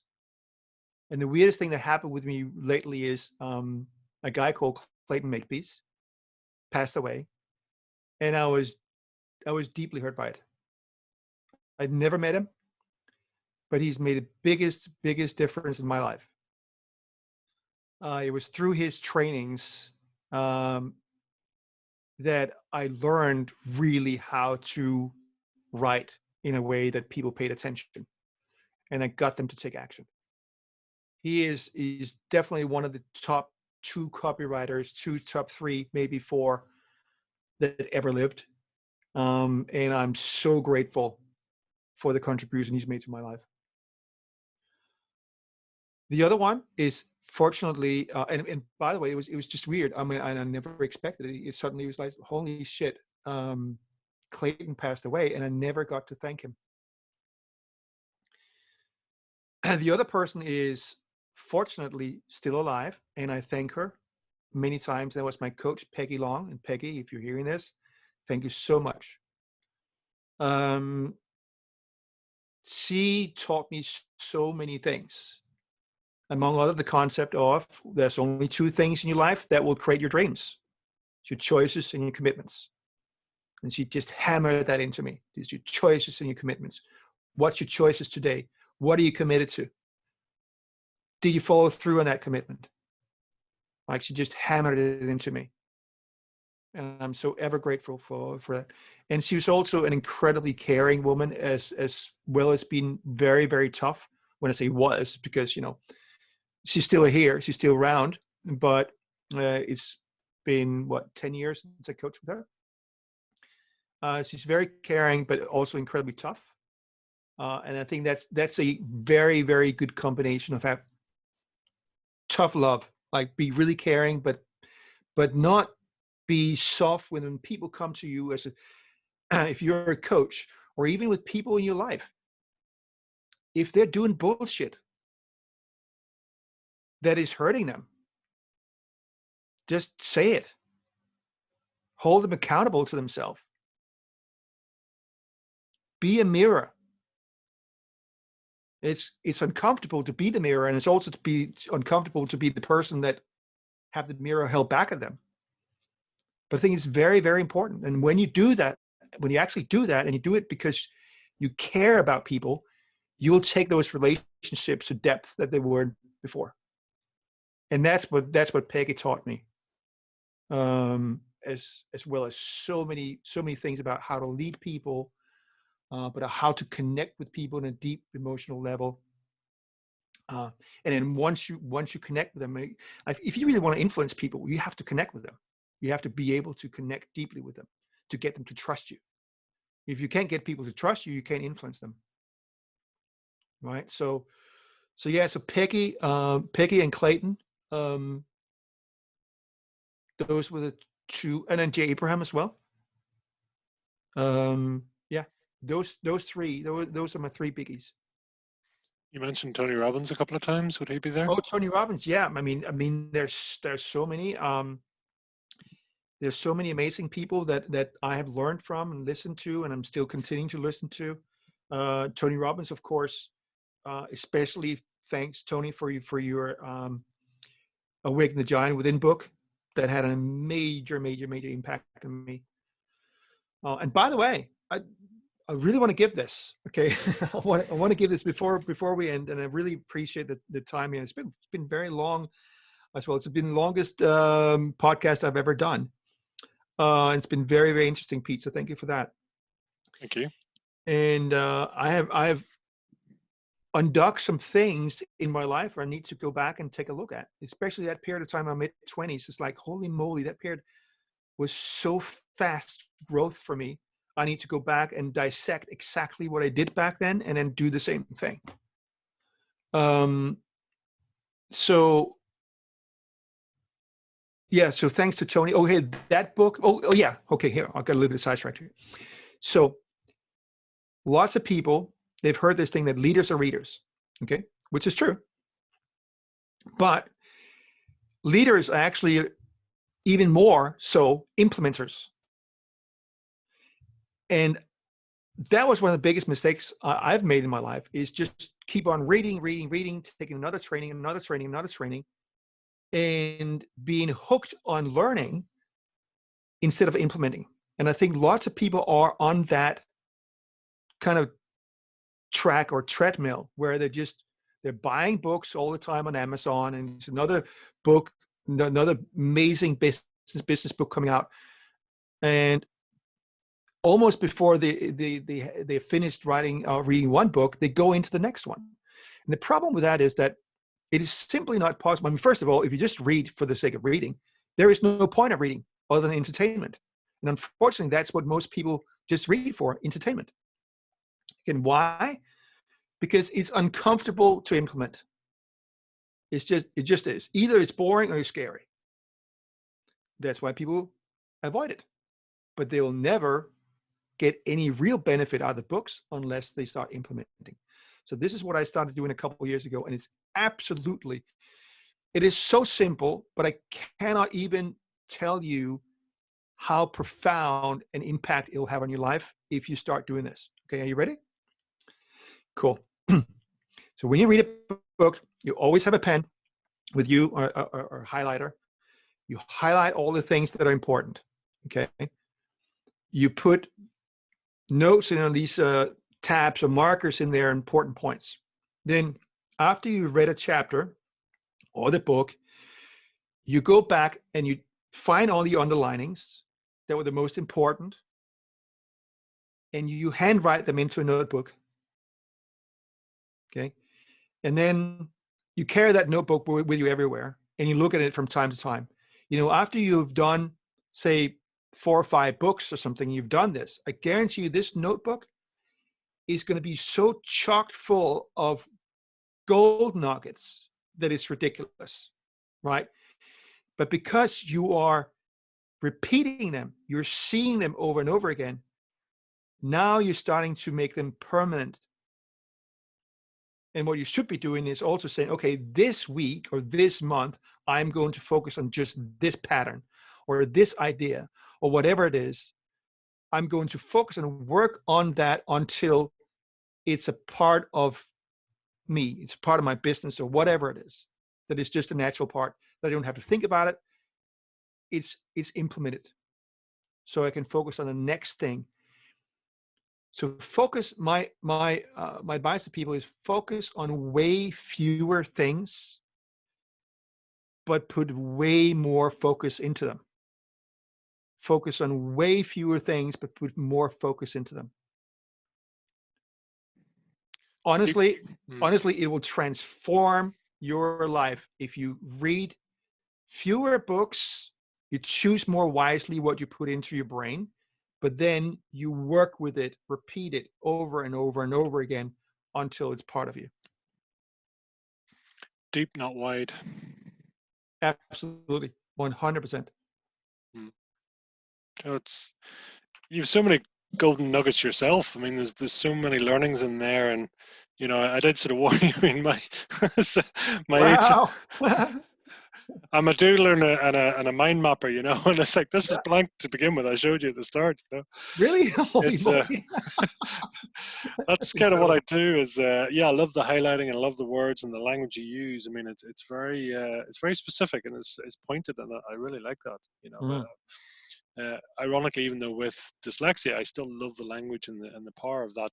The S, I think, it's very clever, very very clever. So, there's so many things. So, really, I suppose, I mean, I'll come back to where we began, but it's slightly different in saying, what is your power in the belly or fire in the belly then? I just love seeing someone that finally reaches their dream, or at least a major milestone towards the dream. If I played a part in that, it just brings me to tears every single time. That really gets me. And I think one of the reasons why I'm so emotional about it and that I'm so passionate about it is because I wanted so badly to have the freedom, to have success, and I failed miserably. And to go through that experience, and by the way, the first time I went into bankruptcy, and there's so many chapters of my life. Honest to God, I mean, I know it sounds like it's something I made up and it's out of a movie, okay? So my first bankruptcy, towards the end of that, I was in Denmark, okay? And as you know, Denmark is quite far up north. It's cold in winter. And so we typically heat the houses with central heating and with oil. So you burn oil literally in the house as opposed to electricity. Right? I don't know how it is today in Denmark, but at least when we grew up, and that was how we did it. So we were reliant on oil to heat the houses. And since I had no money, my business was just going down the tubes, I was owing money to all the oil companies. So there was no oil companies more to buy from because I owed money to all of them. And it was getting cold. It was November. It's like, what do I do? Well, I had a fireplace and I had a little bit of wood in the garden, but of course, I didn't have any money to buy any wood either. But towards the end, towards like the real end of me having that house and being there, and towards the end of my first business, I chopped up my bed and used the wood in my fireplace, and that gave me heat for 2 nights. right? And I just slept on the floor and on the mattress, put the mattress on the floor, and used the wood in the bed to warm the place. And I cried myself to sleep. That was one of the lowest times in my life. And I was only 20, was it 21? Yeah, I was 21. So 21, 22. I'd been 22 at that point, but started my first business at 21, so I'd been 22 at that point. Um, so so now I forgot your question. I was asked, well, originally it was about, what your Oh found yeah, okay, rebellious. of course, yeah. So I think it's because of that I didn't know where to turn. My parents couldn't help me. I and it was such a horrible experience for me, right? And my parents, of course, comes, "Oh, we told you so. We told you so," right? Oh, it's just the most horrible feeling when somebody comes and say, and they're justified to actually say, "We told you so." Um, so it's because it was such a horrible experience for me to go bankrupt that if I can help other people avoid that and then get to the point where they can truly live their life on their terms and do what they love to do, whatever it is. And if I can play a role in that, then it's just amazing. It honestly brings me to tear every single time it happens. Your strength to rebound out of a negative situation seems to be phenomenal. It's a reoccurring thing. Well, yes. And I guess last time it really, I mean, last time it happened, I wasn't that good at bouncing out, and that's why my body broke down and I got anxiety and depression and all that kind of stuff. So that was, I guess, in a situation where I didn't bounce very well. But for me, this is just being an entrepreneur. It's a journey. You can't ever give up. Like, so it's like you have a failure. So what? Move on. In the early years, I I put way too much importance into a failure, right? And I read this quote recently, and it's become one of my favorite ones. It's more than a quote; it's really an understanding. But it said that to be successful, you have to go through failure after failure without feeling like a failure. Failure only happens when you stop. Yeah, absolutely. But the ability to go through failure after failure after failure without feeling like a failure, that is absolutely like a powerful mindset. So no matter many times how many times you've failed, you only are a failure if you decide to. It's not a failure. Only if you decide to. If you decide that you're a failure, you are. If you decide, oh, there was just a learning experience, then just let's move on and create something. Let's get the best out of the situation. Patrick, it's been an amazing journey. Um, Thank you for being so honest and so open with us. Um, You're welcome. It's my pleasure. it's been, like I say, it's an amazing journey. I look forward to sort of catching up again and seeing, following your journey on from here. Just tell me, and tell our audience here, how do they get in touch with you? What's the best place to go to? Great. So Facebook is my favorite social media place. I know it's kind of weird because I'm in business to business, so I guess I should be focusing more on LinkedIn. But I find that Facebook's just a little bit more real. You can find me on LinkedIn. I am there more and more. But Facebook's definitely the favorite place to catch me. Apart from that, of course, patrickmpowers.com. And it's M like in Mary. And uh, actually, I'm just coming out with a new book called the New Marketing Manifesto. And right now, um, people can go and get a free sample of that. The book is not out yet, but they can go get a free sample of the book at patrickmpowers.com. And you will see it right there at the top. You can't miss it. Brilliant. Thank you. So informative. I love the journey. Like I say, it's the number of notes and nuggets and everything else has been truly phenomenal. So I look forward to it. So and I look forward to getting it out there, and I know the feedback's going to be fantastic. Pete, it So was such an incredible experience. Thank you so much. It was the most unique, interesting podcast I've ever been on. it's been a pleasure to have you on, and I thank you for your time, and I thank you for your energy and your input. So thank you.